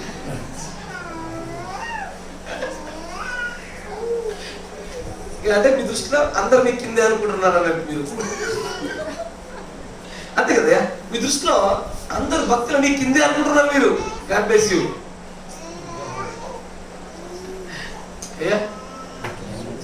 అసూయ పడం కానీ ఆశపడతాం కదా, ఆశపడ.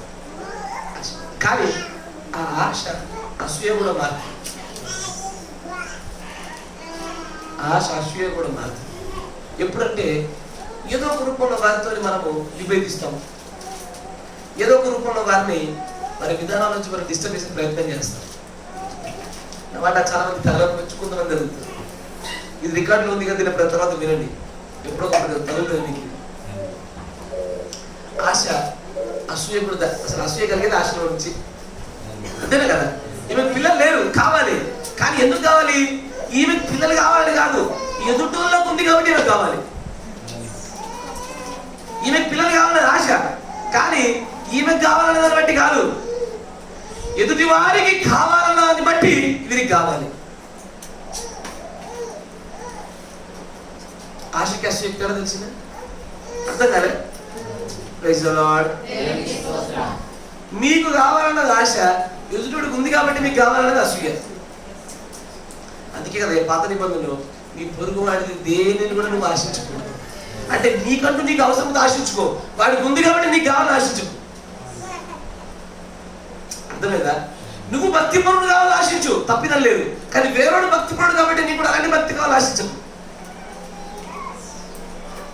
నా మాట వింటున్నారా? నీకు తేడామైందిగా.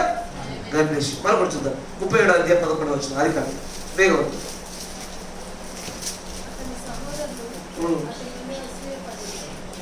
యోసేపు తన యొక్క పరిపూర్ణమైన జీవితం గురించి, దేవుడు కలగజేస్తున్న ప్రత్యక్షతను బట్టి, ఎన్నికను బట్టి, ఆ నడిపింపును బట్టి తన సహోదరులు అసూయపడ్డారు. ఎందుకని? యోసేపు లాగా వాడబడాలి అందరికీ ఆశ ఉంటుంది, కరెక్టేనా? కానీ ఈ ఆశ కంటే ఎక్కువగా వాడికి కలిగింది కనుక మాకు లేదని అసూయ. మీరు వింటున్నారా? కానీ ఇలాంటి పరిస్థితుల గురించి అంటారు చూడండి బైబిల్లో. యోబు 5వ అధ్యాయం 2వ వచనం. కొంచెం వేగవంతం ముందుకెళ్ళు, ఫాస్ట్ వెళ్ళిపోతాం, సమయం అవుతుంది. యోబు గ్రంథం 5వ అధ్యాయం 2వ వచనం. రాసుకున్న తర్వాత రాసుకోండి, చెప్తున్నా వేగవంతంగా రాసుకోండి. యోబు 5:2. దౌర్భాగ్యమును గురించి, దౌర్భాగ్యమును గురించి ఏడ్చుట వలన 3 నశించిపోతారు.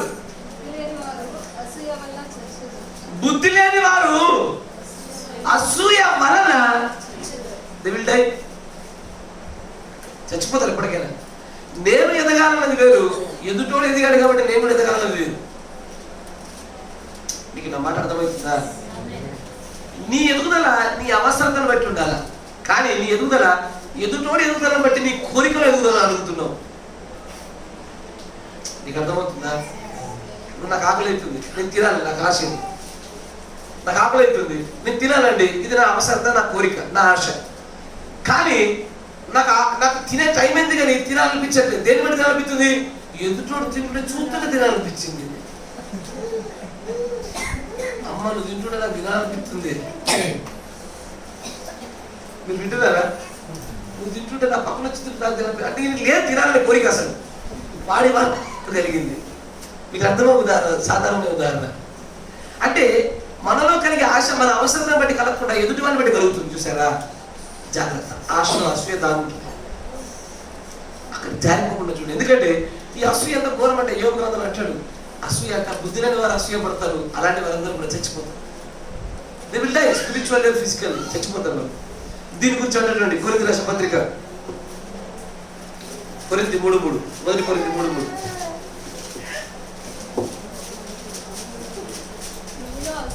మీరు అసూయయు కలహములుగా ఉండగా మీరు శరీర సంబంధులై మనుష్య రీతిగా నడుచుకునే వారు కారా? చాలు.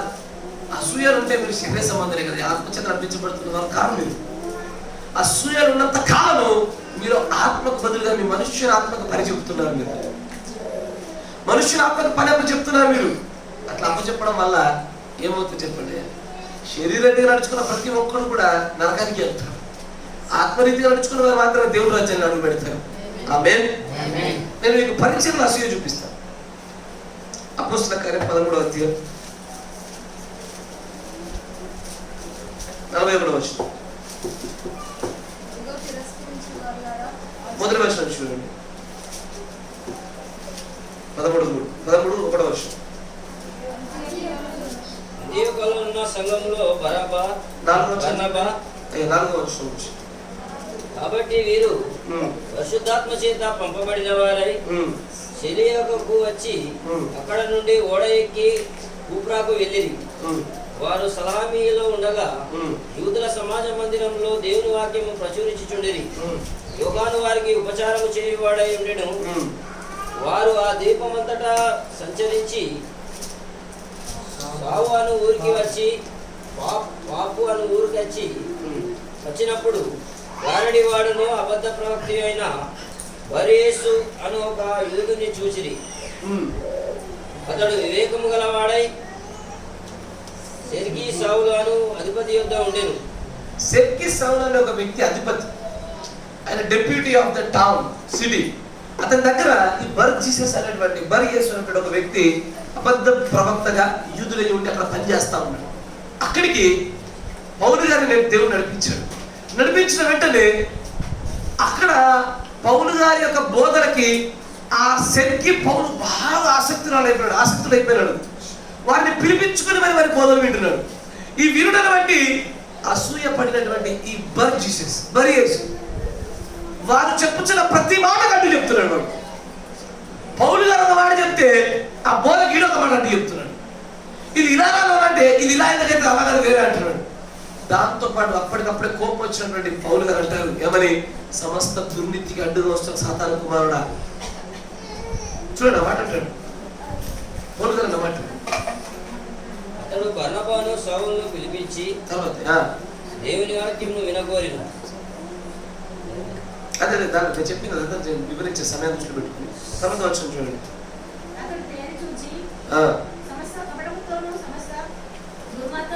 దుర్మార్గంతో నిండిన వాడా, అపవాది కుమారుడా,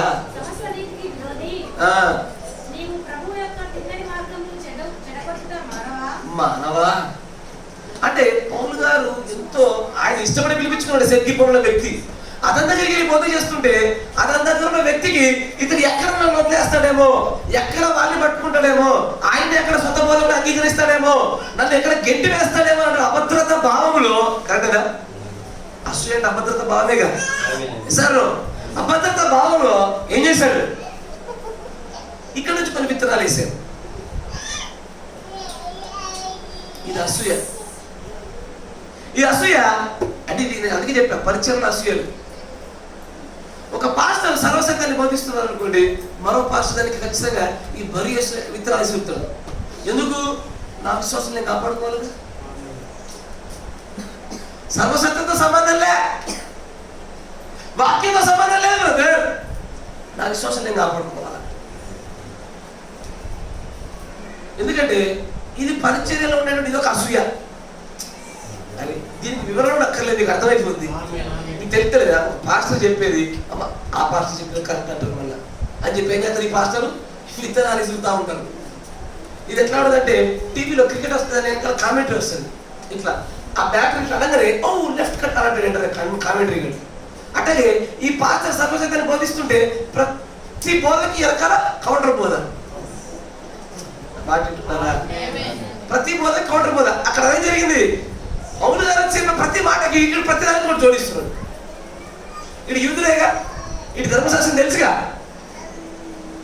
పౌలు గారు బోధించా వీళ్ళు బోధించా, వీళ్ళు బోధించా, వీళ్ళు బోధించా. సిరాకేసి లాస్ట్ గోపిక నశించి పౌలు గారు అన్నారు ఏమని, అపవాది కుమారుడా. 3 నువ్వేమన్నాడు, నీవు చూడండి శాపం చూడండి.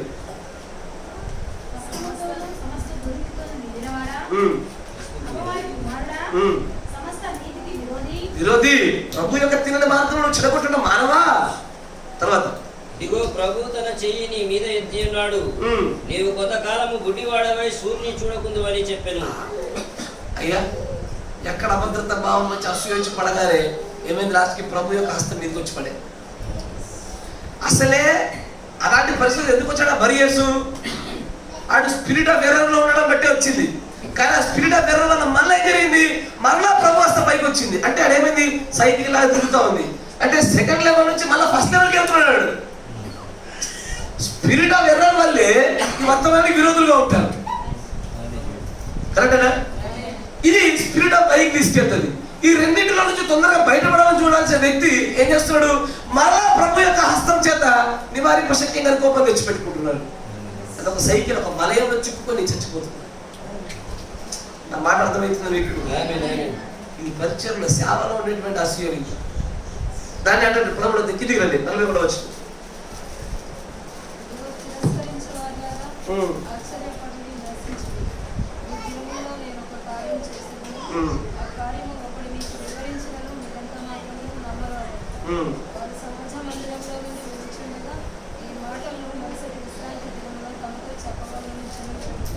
జనులు ఏం చేశారంటే పౌలు గారు మందిరంలో సమాజ మందిరంలోకి వెళ్ళి ఆయన ప్రభు అయిన యేసుక్రీస్తు ధర్మశాస్త్రంలో ఎలా ఉన్నాడో ఆయన నెరవేర్పు మెస్సే ఆయనే అన్న నిరూపణకుండా చూపిస్తుంటే ఆయన చేసిన బోధ ఎంత ఆసక్తిగా అనిపించిందంటే మన హృదయాన్ని తాకడం వల్ల మనుషుడి దినంలో కూడా వారందరూ ఏమడిగారంటే మీరు మరలా వచ్చి బోధించండి. మరలా వచ్చి బోధించడానికి మన స్థానిక సంఘానికి ఏమొస్తుంది? అరే వీళ్ళు మంచిగా బోధిస్తుంటే ఈ కాపరికి ఏం రావాలా? తర్వాత మీకు అర్థమైంది. సమాజ మందిరములో వారు లేచిన తర్వాత అనేకులు యూదులను భక్తిపరులైన యూద మత ప్రవిష్టులు పౌలును బర్నబాను వెంబడించి వీరు వారితో మాటలాడుచు దేవుని కృపయందు నిలకడగా ఉండవాలని వారిని హెచ్చరించిరి. అవును, మరుసటి విశ్రాంతి దినం దాదాపుగా పట్టణం అంతా దేవుని వాక్యం వినబడేటప్పుడు కూడి వచ్చాను. పట్టణం అంతా కూడి వచ్చేసరికి ఏం జరిగింది, ఒక్కసారి ఉన్నటువంటి యూదులు జన సమూహములను చూచి, అవును జన సమూహం రాకముందు వేరు, జన సమూహం రాకముందు ఏం కాలే, ఒకసారి జనులు ఉండగానే అమ్ము దేనికి మా దగ్గరికి ఓడింతగానో రాలేదు, ఇప్పుడు వస్తుంది అక్కడికి. మేము ఉన్నప్పుడు లోపడి జనులు ఇప్పుడు వీడికి పౌలు గారు వచ్చి చెప్పాలి ఇంతగానో లోపడుతులేదు, ఇంతమంది వచ్చిరేది, ఇది ఇదంతా చూసేసరికి ఏమైంది, డేంజరస్ స్పిరిట్, డెడ్లీ స్పిరిట్. మీరు వింటున్నారా? ప్రజలు వీటిని గుర్తునడానికి వాళ్ళకి శక్తి కావాలి. దేవుడు మనం దీవించింది కాక మీకు జ్ఞానం దయచేయను కాక. అవును, ఇప్పుడు ఏమవుతుంది చెప్పిన, ఇప్పుడు నా కొడుకు నేను రైట్ కూర్చోరా అడు కూర్చోలే, ఎంత చెప్పినా కూర్చోలే, వేరే బ్రదర్ చెప్తే కూర్చున్నాడు, అప్పుడు నాకేమనిపిస్తుంది, ఫస్ట్ కోపం వస్తుంది, నా మాట్లాడలేదు అసూయ వస్తుంది నాకు. అవునా కదా? ఇలా యూదులకు ఆ పాస్టర్ అదే జరిగింది. ఒక మేము రోజు పొందుతున్నాం మందిరాల్లో, ఎవరు రాలేదు ఇంతగా అట్లాంటి ఉన్నటువంటి ఇష్టం జనసం ఇంత పెద్దగా వచ్చింది. ఇది అసూయ. మీరు వింటున్నారా? అయ్యా మీకు గాడ్ బ్లెస్ యు. అపోస్తలుల 17వ అధ్యాయం చివరిగా ముగించుకొని ముందుకెళ్తాం. కానీ అక్కడ యూత్ ఏమనుకోవాలా, మా పరిచయం ఇంతే, పౌరు పరిచయం ఇంతే అనుకోవాలా. అంతేనా? అంతేనా కదా? ఇప్పుడు వర్తమానంలో మనకు కల్వరి టెంపుల్కి ఏం సంబంధం? అంతేనా కదా? అంతేనా? మనకు 60 ఏళ్ళ కింద 50 ఏళ్ళ కింద పెట్టేటువంటి వేరే వేరే చర్చ సంఘాలతో మనకే సంబంధం. ఇప్పుడు పరిచయం వాడిదే. ఎదుటి వాడి కంటే మనకి ఎక్కువ ఉన్నామనేటువంటి బొమ్మ ఉండకూడదు, తక్కువ ఉన్నామనేటువంటి బాధ ఉండకూడదు. మన పరిచయం ఇంతే. దేవుడు మనకి ఎంత అనుగ్రహించి దాంట్లో ఎంతమని ఆలోచన కలిగి ఉండాలి. కానీ ప్రతిదానికి పుల్లలు పెట్టద్దు. అన్నిటికి పుల్లలు పెట్టుకుంటే ఏమవుతాయి, అచ్చరమైన ఆత్మోత్సవ పుల్లలో ఉండాలి. గ్రహిస్తున్నారు. God bless you. చదవండి అపోస్తలుల 17. వారు అంపిఫోలి అపోల్లోనియ పట్టణముల మీదుగా వెళ్ళి తెస్సలోనికకు వచ్చిరి. అక్కడ యూదుల సమాజ మందిరమునికి ఉండెను కనుక పౌలు తన వాడుక చొప్పున సమాజపు వారి యొద్దకు వెళ్ళి క్రీస్తు శ్రమపడి మృతులలో నుండి లేచుట అవశ్యమని నేను మీకు ప్రచురము చేయు యేసు క్రీస్తు ఉన్నాడనియు లేఖనములో నుండి దృష్టాంతములను తిరిగి చెప్పుచు వారిలో 3 విశ్రాంతి దినములు తగ్గించుచుండెను. వారిలో కొందరు భక్తి పరులకు గ్రీసు దేశస్తున్న చాలా మంది ఘనత గల స్త్రీలను అనేకులు ఒప్పుకొని పౌలుతోనూ శిలతోనూ కలిసికొనేది. అయితే యూదులు మత్సరపడి ఏం చేశారు? మత్సరపడి ఈ మత్సరపడ్డలందరికీ 10 పట్టణాలందరూ 12 మాట్లాడారా? ఈ మత్సరంలో అందరికీ 10 పాటలు పడతారు. ఆత్మతో నింపబడిన వాళ్ళు ఎవరు మత్సరంలో వెనకాల పడరు. 10 పడలేకుండా గాలి ఎదురుతారు ఇచ్చిరా వాళ్ళ ఈ మత్సరం వల్ల మాట్లాడారు. ఇప్పుడు ఈ మత్సరపడ్డ యూదులు ఏం చేశారంటే 10 పాటలు లేక తిరుగులు కొందరు దుష్టులను వెంట పెట్టుకొని గుంపు కూర్చి పట్టణ వల్ల అల్లరి చేయొచ్చు యాసోని ఇంటి మీద నుండి వారిని జనుల సభ ఎదుటికి తీసుకొని చేసి. ఎందుకు నీకు 10 పాటలలో దొరుకుతున్నా? నీకు వేరే దొరకరా? వినాడుగా డబ్బేసి బ్రదర్ అంతేగా పనున్నాడు ఆత్మతో నింపబడి వినాడు. ఎందుకంటే వాడికి పని గురించి కాదు, వాడికి ఆత్మ ఉంది కాబట్టి. ఆత్మ ఉన్నాడు, మత్సరం గురించి చెప్పినప్పుడు మాట్లాడాడు. అట్లుంటుంది ఎవరైంది ఎక్కడో మంచిగా బోధిస్తున్నారని చెప్పేసి ఇంకొకరు మనలోకి రాలేమని ఆపేసారు. తెలుసా మీకు? తెలుసా? మీకు చూపిస్తా చూడండి. తిప్పండి పదమూడు తిప్పండి ఒకసారి. 13 చివరిలో ఉంటుంది. మళ్ళీ అది తెలుసా? అయ్యా మంచి గుర్తుంచుకోండి. ఒక సంఘంలో దుష్టుడు వాడుకునే విధానం చూడండి, చాలా అద్భుతంగా ఉంటుంది. మీకు చాలా తగ్గుతాయి. ఈరోజు మీకు మంచి సమయం వచ్చింది. ఏంటి అపోస్తల కార్యము 13లో 49 వచ్చిన చూడండి, 48 చూడండి.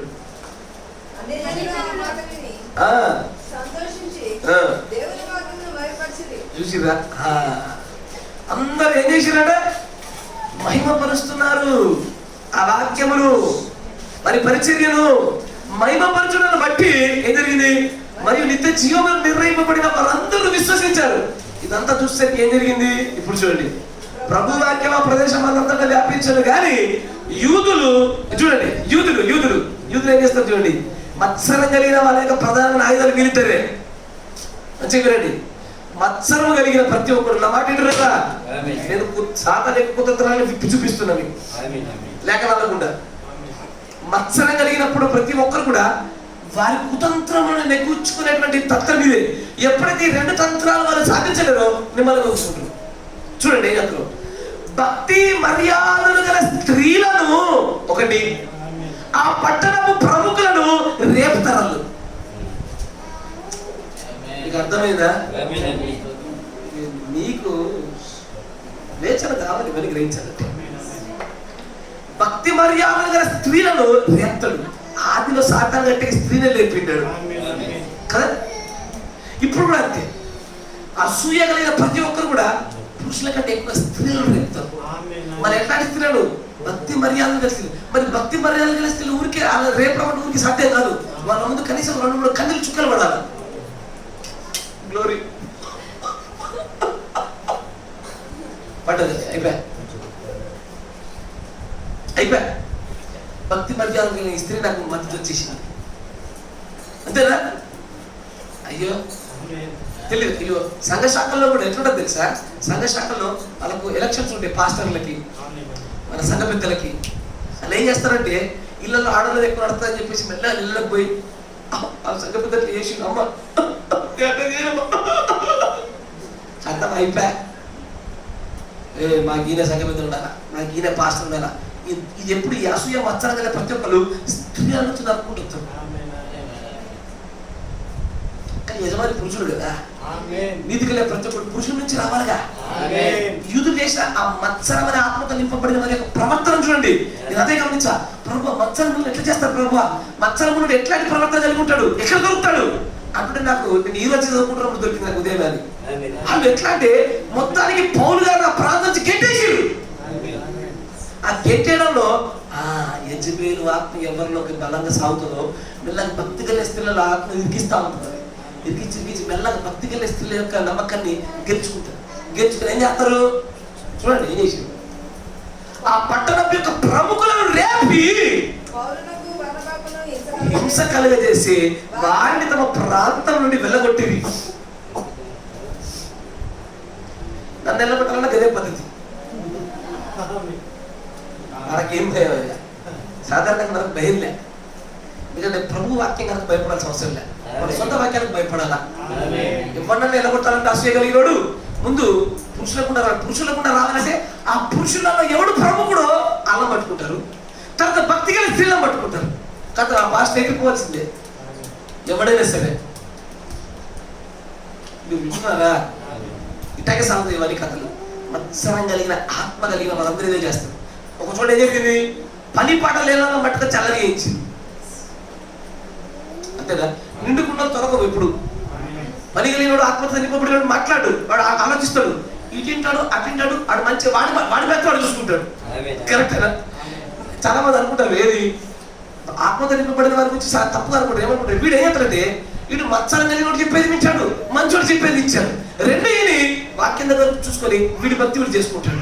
కానీ పని పాట లేనోడే ఈ మత్సరం కలిగినోడు చెప్పేసరికి అంటాడు. వీడిగా జబ్బలు పైకి వచ్చేస్తాయి బ్రదర్. పొడి చేస్తా, అది చేస్తా, ఇది చేస్తా. మత్సరం కలిగినటువంటి ఆత్మతో ప్రేరేపించబడి నీకే ఎంత ఉంటే పరిశుద్ధాత్మతో ప్రేరేపణ పాత్రకి ఎంత ఉండాలా? నీ ఆత్మకి నా ఆత్మకి తేడా లేదు. నిన్ను కాచున్నది ఏ ఆత్మ తెలియదు కానీ నన్ను కాచున్నది ప్రభు ఆత్మ. కానీ అలాంటి నాకు ఆశ్చర్యం వేసింది. మత్సరం కలిగిన వాళ్ళ యొక్క ప్రవర్తన కావాలి నాకు. ఈరోజు పొద్దున్న నేను కూర్చొని గడిచి చదువుతూ ఉన్నాను. ఎక్కడెక్కడ మత్సరం కలిగిన ప్రజలు ఉన్నారో వాళ్ళందరి యొక్క ప్రవర్తన విధానం చూస్తుంటే ఓర్వలేరు, ఉండలేరు. ఇంకోసారి మందిరానికి రాలేరు వాళ్ళు. అప్పటిదాకా మందిరానికి వచ్చి బోధించారా? మందిరానికి ప్రవేశం ఉందా? ఉంది. ఒక్కసారి మహిమ పరచబడుట చూడగానే ఇంకోసారి మందిరంలో రావాలి. ఎందుకు? ఆడ తక్కువైతురుగా. యూదులు ఏమైపోతున్నారు? చిన్న చూపు చూపించబడుతున్నారు. ఉండలేదా? తీసి పక్కన పడేస్తారు. జాగ్రత్త. పరిశుద్ధమైనటువంటి పరిశుద్ధ గ్రంథం ఉండాలి. ఈ లేఖనాలు కూడా ప్రతి ఒక్కరిని మనం కొలవాలయ్యా. ఈ లేఖనమే మనకు ఉన్నది. ఏ మనిషి మనం తీసుకోవద్దు, ఏ మనిషి చెప్పింది కూడా వినొద్దు. నేను అదే చెప్తున్నా. నేను చెప్పున్నది ఈ ప్రవక్త మాట్లాడుతున్నా. నేను చెప్పున్నది బైబిల్లో లేకపోతే ఇట్లా అయింది, ఇట్లా వదిలేసేయండి. నేను చెప్పున్నది బైబిల్లో ఉందా దాన్ని దేవుడి వాక్యం అనుకుని తీసుకుని దాచిపెట్టుకోండి. మీ జీవితం కాపాడుకోండి. దాని దేవుడు దీవించును గాక.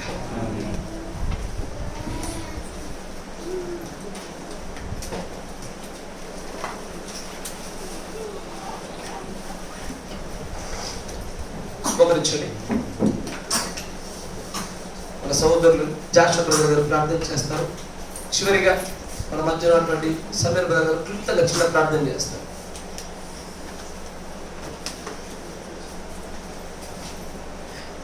మోకరించండి పిల్లలు, మోకరించండి. చేతులు పైకి ప్రతి ఒక్కరు నేను మోకరించమన్నాను. సాష్టాంగ పడలేదు. మధ్యాహ్న కాలంలో ప్రార్థన చేసేప్పుడు పొజిషన్ గురించి మాట్లాడినా మనం. దయచేసి రాని వారు వినండి, చూడండి. పొద్దున కాలంలో జాగ్రత్త. స్తోత్రం స్తోత్రం స్తోత్రం స్తోత్రం స్తోత్రం స్తోత్రం స్తోత్రం స్తోత్రం. పరిశుద్ధుడు పరలోకపు తండ్రి, అయినా మీ నామాన్ని ఉన్నతమైన దేవుడు అయినా మంచి దేవుడు మేము కలిగి ఉన్నాం ప్రభా. మేము ఆరాధిస్తున్న దేవుడు నిజమైన దేవుడు ఉన్నాడు, సత్యమైన దేవుడు ఉన్నాడు, మన మోక్ష మార్గానికి నడిపించే దేవుడు. ఆ దేవుడు మీకు కలిగి ఉన్నందుకే మీకు ఏమి ఇవ్వాలా, ఏమి ఇచ్చి మీరు తీర్చాల ప్రభా. ఏమి ఇవ్వలేని వారిని ప్రభా మీకు కృతజ్ఞతాస్తుతులు చెల్లించుకుంటున్నాం ప్రభా. అయా మీకు వందనాలు ప్రభా. వృద్ధికాల ఆరాధనలో మీరు మాట్లాడింది దాసుల ద్వారా అయ్యా మీ కృప చేత భద్రపరిచేది. అందును బట్టి మీకు మధ్యాహ్న కాల సమయంలో కూడా నాయన మీరే రంగస్థలకి వచ్చి మీ దాసుల చేత మీరు మాట్లాడిన దేవుడు ఉన్నారు. ఈ సాయంకాల సమయంలో మా మధ్యలో ఉన్న దేవుడా, ఇప్పుడు దాకా మీరు నడిపించిన దేవుడా, అనేక విషయాల మీద మాట్లాడి కృప చూపి దయ చూపి మీ కరుణ మా మధ్యలో ఉంచిన తండ్రి, నీకు మహిమ ఘనత ప్రభావం కలుగునగాక. ప్రభా నిజమైన దేవుడా మీకు నాయన గర్వం గురించి మీరు మాట్లాడుతున్నారు ప్రభా. నాయన మన అసూయ దేశం గురించి మీరు మాట్లాడుతున్నారు అయ్యా. మత్సరం గురించి మీరు మాట్లాడుతున్నారు ప్రభా. ఏమి కూడా ప్రభా మా మధ్యలో ఉంటేనే మీరు మాట్లాడిన దేవుడు ఏమన్నారు ప్రభా.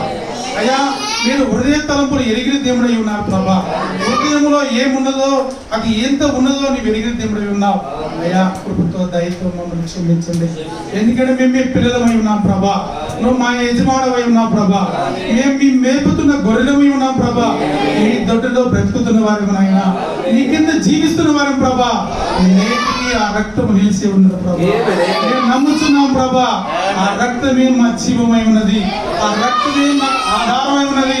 రక్తం లేకపోతే మాకు ఆధారం లేదు నాయన. దాకా మీ దాసు ద్వారా మాట్లాడిన దాన్ని బట్టి మీకే మహిమ కలుగును గాక నాయన. మేము కూడా తండ్రి మీకు లోబడి జీవిస్తాను సహాయం చేయండి అయ్యా. మీ కృప మమ్మల్ని భద్రపరచండి. ఇంతకాలం కాచి కాపాడింది నాయన. నా మాట చేత మా భక్తి చేత మేము బ్రతికిన వారం కాదు ప్రభా. కేవలం నీ కృప ఉన్నది నాయన. అయ్యా నీ ప్రేమై ఉన్నది తండ్రి. అయ్యా నువ్వు కాచిన రక్తమై ఉన్నది నాయన. ఇదిగో ఈ సమయంలో కూడా మేము ఈ రీతిగా ఉన్నామంటే అది మీ కృప ఉన్నది. మమ్మల్ని మేము భద్రపరచుకునే భాగ్యం ఇచ్చింది. ఎందుకు భద్రపరచుకోవాలంటే రాకడది సమీపం ఉన్నది ప్రభా. మా హృదయ తలంపులు ఎరిగిన దేవుడిని మేము గణపరుస్తున్నాం ప్రభా. మేము ఏమై ఉన్నావో నువ్వు తెలిసి ఉన్నావు నా తండ్రి.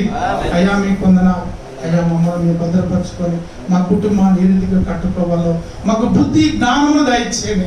పరిశుద్ధాత్మ మా పైన కుమ్మరించండి నాయన. ఇది మాట ద్వారా కాదు ప్రభా, ఇది మీ కృప ద్వారా నాయన సహాయం చేయండి. ఇన్న వాక్యము వాక్యానుసారంగా బ్రతకడానికి మీ కృప మాకు జోడించండి నాయన. అయ్యా మేము భక్తి చేసేది అనుకుంటున్నాము కానీ ఇంకా లోతైనది ఎంతో ఉన్నది ప్రభా. మేము తెలుసుకున్నది ఎంతో కొద్దిగా ఉన్నది ప్రభా. తెలుసుకోవాల్సింది ఎంతో దూరం ఉన్నది ప్రభా. మీ కృప మాకు సహాయం చేయండి. బలపరచండి నాయన. అయ్యా మా తప్పులు, మా దోషాలు, మా అతిక్రమలు వీటన్నిటి కూడా ప్రభు యేసుక్రీస్తు నామమున మమ్మల్ని క్షమించండి. ఎందుకంటే మేము బలహీనం అయ్యాం ప్రభా. మా బలహీనత కొట్టివేయండి నాయన.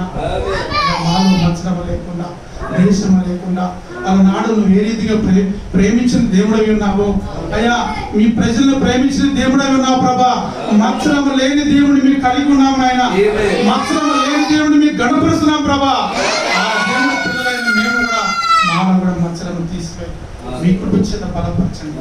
వాక్యానుసారంగా అడుగులు వేయడానికి మమ్మల్ని స్థిరపరచడానికి సహాయం చేయండి. అవును ప్రభా. ఈ కాల వాక్యము వర్తమానం రంగం మీద నిలబడి ఉన్నది నాయన. అది చూపిస్తున్నది ప్రభా. మేము ఆ వాక్యమును వర్తమానం పట్టుకొని అడుగులు వేయడానికి సహాయం చేయండి. క్రీస్తు అనే బండ పైన మేము నిలబడతానికి సహాయం చేయండి. ఆ బండ మా జీవమై ఉన్నది ప్రభా. లోకంలో ఏమి కాదు నాయన. స్థిరమైన బండ నాయన. అది గాలికి అటు ఇటు తొడగదు ప్రభా. అయ్యా వెళ్ళిపోతే అది పడిపోయేది కాదు నాయన. పునాదుల కలిగిన పట్టణమై ఉన్నది ప్రభా. ఆ పట్టణంలో నేను నివసిస్తాను. మీ కృపతో సహాయం చేయాలి.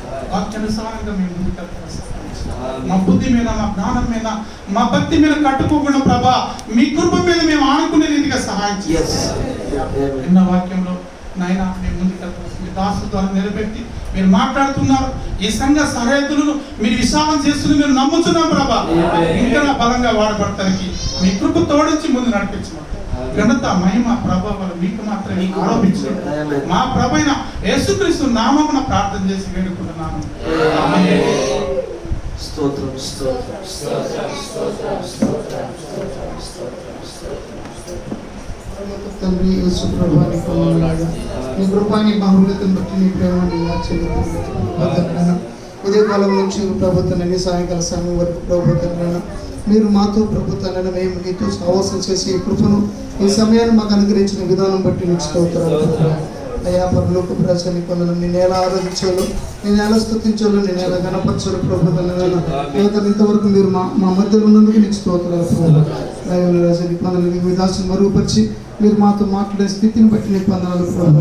అయ్యా తను మాలో ప్రభుత్వం అనేకమైనటువంటి ఎక్కువ తప్పిదములు అయ్యా ఉండకపోలేవు నాయన. తను వాటిని సరి చేసుకోవడానికి ప్రభు మీరు మాకు అయ్యా తను అవకాశం అనుగ్రహించిన విధానం బట్టి నీకు స్తోత్రాలు ప్రభు. అయ్యా తను నేను ఇదిగో ప్రభు మేము సరిచేసుకున్న భాగ్యం మాకు అనుగ్రహించండి. అయ్యా క్రీస్తులో ప్రభుత్వాన్ని ముందుకు సాగిపోయే భాగ్యం మాకు అనుగ్రహించండి. క్రీస్తు పరిపూర్ణుడు కనుక అతను సేవించే వారు కూడా ప్రభు పరిపూర్ణంగా ఉండమని మీ లేఖనం సెలవిస్తుంది. అయ్యా తను మేము కూడా పరిపూర్ణంగా ఉండే భాగ్యం మాకు అనుగ్రహించండి. అయ్యా పరిపూర్ణ ఉండడానికి మమ్మల్ని రూపాంతరం చెందుతున్నటువంటిగా ఈ కాలం యొక్క వర్తమానమే మమ్మల్ని పరిపూర్ణమైనటువంటి స్థితిలో ఉంచేదయ్యింది. దాన్ని గ్రహించడానికి మా అంతరంగ పురుషు మీరు బలపరచండి. మా మనోనేతలు తెరిపించండి ప్రభు. అయ్యా మాలో ఉన్నటువంటి నీకు అయిష్టమైన ప్రతి ప్రతి కార్యాన్ని ప్రతి క్రియను దూరపరచమని ప్రార్థన ప్రభు. అయ్యా మాలో అసూయ ప్రభుత్వం అనేది గర్వము అయ్యా మత్సరము ఉండకపోలేవు నాయన. అయ్యా ఉన్నటువంటి మమ్మల్ని ప్రభుత్వం క్షమించు మన్నించు వాటిని ప్రభు ఒప్పుకొని విడిచిపెట్టే భాగ్యం మాకు అనుగ్రహించు. అయ్యా దయగల రాజా నీకు వందనాలు ప్రభు. నీకే స్తుతి స్తోత్రాలు ప్రభుత్వ సమస్తాన్ని మీ స్వాధీనం ఉంచుకొని మీ కృపలో భద్రపరచండి. అయ్యా ఇదిగో తేటగా ప్రభుత్వాలన్నీ పరిశుద్ధ గ్రంథంలో ప్రభుత్వాలను మమ్మల్ని మేము సూచుకున్నప్పుడు ప్రభుత్వాలను మేమే ఉన్నామో ప్రభు అది బయలుపరుస్తుంది నాయన. మేము సరిచేసుకొని ప్రభు సమస్య సిద్ధపడే కృప మాకు అనుగ్రహించి నీ భారీగా రూపాంతరం చెందడానికి కృప చూపి మీ నామానికి మేము తీసుకొచ్చే పాత్రలో మాకు అనుగ్రహించమని ప్రభు యేసుక్రీస్తు నామమున స్తుతించి ప్రార్థన చేయించున్నాము. పరిశుద్ధుడా సర్వశక్తి ఉదయకాలం మొదలుకొని ప్రభు ఇంతవరకు మమ్మల్ని అందరినీ మీరు నడిపించారు ఆయన. ఇది నీ పరిశుద్ధమైనటువంటి ఆశీర్వాదాల పైన వెళ్ళేటువంటి పరిశుద్ధమైన స్థలం అయ్యున్నది. దీనిలో పాల్గొంపులు పొందుకున్నటువంటి ప్రతి ఒక్కరిని మీరు జ్ఞాపకం చేసుకోండి ఆయన. మీరు చేసినటువంటి ఈ ఆరాధనకు మీరు ఖచ్చితమైనటువంటి ఫలములు ప్రభు యేసుక్రీస్తు నామములో పొందుకుందురు గాక. ఉదయకాలంలో మీరు మాట్లాడే రీతిగా ప్రభు ప్రార్థించినప్పుడు ఆ పరిస్థితుల్లో మీరు గుర్తిరిగి వివేచనతో ప్రార్థించడానికి సహాయం సర్వోన్నతమైన తండ్రి ఆయన దూత తృణీకరణ ఫలములలో ఎంతో ఘోరమైనటువంటి ప్రభువ మనుష్యుడు ఏనాడు కూడా పొందుకోకుండా ఉండవలసినటువంటి ఆ ఫలములు తండ్రి ఆయన కనబడుచుండగా వాటిని వీరిలో ఏ ఒక్కరు పొందుకోకుండా ఉండేలా కృప చూపించారు. మీరు కేవలం ప్రభు ఆయన నీతిమంతుని ఫలములు ప్రవక్త ఫలములు ఆతిథ్యం యొక్క ఫలములు దేవుని చేర్చుకున్న ఫలములు మాత్రమే మీరు పొందుకుందరు గాక. రాత్రికాల సమయంలో ప్రభు మీరు మాట్లాడేది మా స్థితి ప్రభు కడపడి స్థితి కంటే మేరైనా దానిగా దయచేసి చేయమని ప్రార్థిస్తాను. ఒకప్పటి పరిస్థితుల కంటే మేము నిజంగానే పరివర్తన చెందిన ప్రజలుగా మమ్మల్ని మార్చమని ఆయన. సర్వోన్నతమైన తండ్రి తెలిసి తెలియని పిల్లలు కొన్ని తప్పిదాలు చేస్తా ఉన్నారు ప్రభు. దయచేసి మీరు మన్నించుము ప్రభు. కృప చూపించి వారి సొంత మార్గాలను బట్టి ప్రభు నేటి వరకు కలిగి ఉన్నటువంటి వారి యొక్క మీ జీవిత విధానంలో తెలిసి తెలియక తీసుకున్న ప్రతి నిర్ణయం బట్టి క్షమించండి. మధ్య మధ్యతో ప్రార్థన చేస్తా ఉన్నాం ప్రభు. కృపగల దేవుడు మీరు మన్నించండి. వీరిని బాగు చేయండి ప్రభు. వీరిలో మీరు తోడు వంటి మీ యొక్క ఆత్మీయులు నింపండి ప్రభు. ఇంకా మాలో అనేకులుగా ఉండవలసిన వాళ్ళు కొంతమందిగానే ఉన్నారు ప్రభు. దయచేసి మీరు క్షమించండి నాయన. మీరు కనికరం చూపండి ప్రభు. నాయన కృపగల దేవా సుధాశిష్యుల యొక్క ప్రభు కుమారుని మీరు జ్ఞాపకం చేసుకున్నారు. ఆ నవీన్లో ఉన్నటువంటి తండ్రి ప్రభు ఆ లోకపు ఆత్మను ప్రభు యేసుక్రీస్తు నామములో గద్దిస్తున్నాము. ఆ కుమారుని ప్రభు మీ ఆత్మచేత మీరు ఆకర్షించండి. మీరేమై ఉన్నారో మీకోసం తండ్రి ప్రభు ఒకప్పుడు మీకు ద్వేషముడిగా ఆయన మీ పట్ల ఎంతో ద్వేషము కలిగి ఉండి ఆ తర్వాత ప్రాణములు సైతం పెట్టడానికి ముందుకు వచ్చిన ఆయన ఆ పౌలు వల్ల ఆ కుమారుని మీరు తాకండి నాయన. గిద్యోను గారు మీరు జ్ఞాపకం చేసుకోవాలి. ఆయన బలహీన పడతా ఉన్నాడు ప్రభు. అనేక రకమైనటువంటి తప్పిదాలు చేస్తా ఉన్నాడు ఆయన. ఆ కుమారుడు మీరు శక్తిని అనుగ్రహించండి, బలం అనుగ్రహించండి. అతని చుట్టూ తండ్రి ప్రభు కమ్ముకొని వచ్చిన దురాత్మ సమూహములను ప్రభు యేసుక్రీస్తు నామములో గద్దిస్తున్నాము. ఆ కుమారుడికి శక్తిని జీవనం మీరు అనుగ్రహించండి ప్రభు. ఆయన మీ యొక్క అధికమైనటువంటి భక్తి ఆసక్తి కలిగి ముందు కొనసాగే భాగ్యం కూడా దయచేయండి. ఆ బోసని కుమారుడు ప్రభు మీరు జ్ఞాపకం చేసుకోండి. ఆ కుమారుడైన ప్రమాద పరిస్థితుల నుంచి సంపూర్ణమైన స్వస్థత పొందులను మీరు సహాయం దయచేయండి. కృప చూపండి ప్రభు. మీరు కనికరం చూపి ఆ కుమారుని రక్షించమని ప్రార్థన చేస్తారు. ఆయన ఇంకరు రక్షణ లేకుండా ఉన్నటువంటి నాయన తండ్రి ప్రభు రూబెన్ గారికి తండ్రి గారిని జ్ఞాపకం చేసుకోండి. ఆయన మోషేష్ గారికి తల్లిదండ్రులకు జ్ఞాపకం చేసుకోండి. వారి బంధుమిత్రులను జ్ఞాపకం చేసుకోండి. ఆయన పీటర్ బదులు తండ్రి గారిని కూడా మీరు జ్ఞాపకం చేసుకోండి. సర్వోన్నతమైన తండ్రి నెవిల్ గారి యొక్క తల్లిదండ్రులు కూడా జ్ఞాపకం చేసుకోండి. ఆయన వసంత గారి యొక్క కుటుంబానికి కూడా జ్ఞాపకం చేసుకోండి. జాషువా గారి యొక్క కుటుంబానికి జ్ఞాపకం చేసుకోండి. దివ్యన్ బ్రదర్ కుటుంబానికి జ్ఞాపకం చేసుకోండి. డేవిడ్ రాజు గారి యొక్క కుటుంబానికి జ్ఞాపకం చేసుకోండి.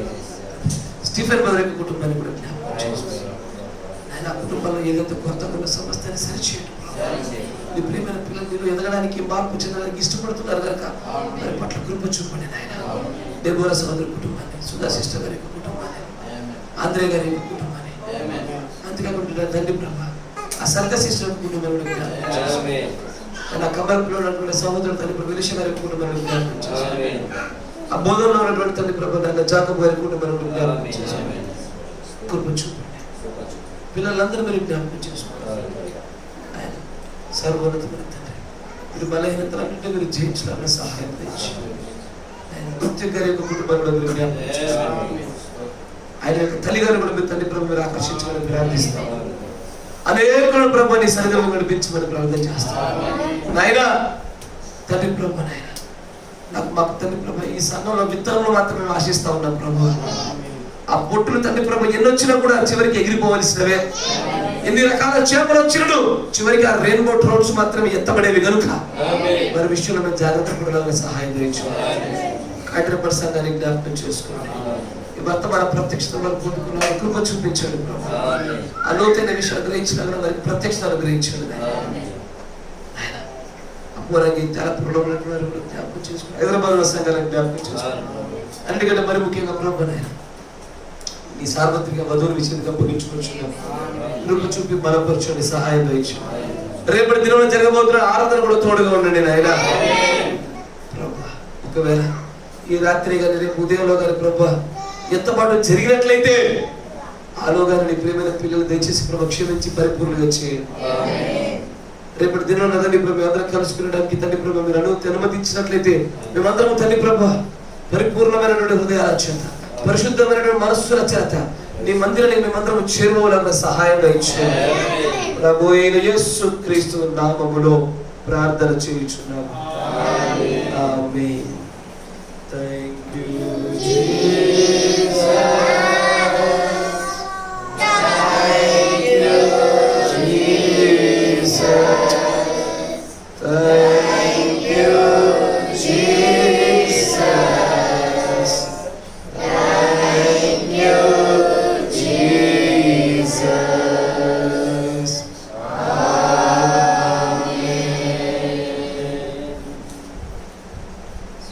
Praise the Lord. God bless you. ఇప్పుడు వచ్చిన వాళ్ళందరూ మన దేవుడు దీవించును గాక. దేవుని నమ్మిక కలిగి ఉండండి. ఆయన వర్తమానికుని, ఆయన వర్తమానాన్ని వెంబడించండి. పరిశుద్ధాత్మ బాప్తిస్మాన్ని పొందుకోవడం ఏమాత్రం ఉండకండి. గడి అతి సమీపం అవుతున్నది కనుక దేవుని రాజ్యంలో మీరు అందరూ ఉండాలని ఆశిస్తా ఉన్నాను. God bless you. దేవుని దీవించును గాక.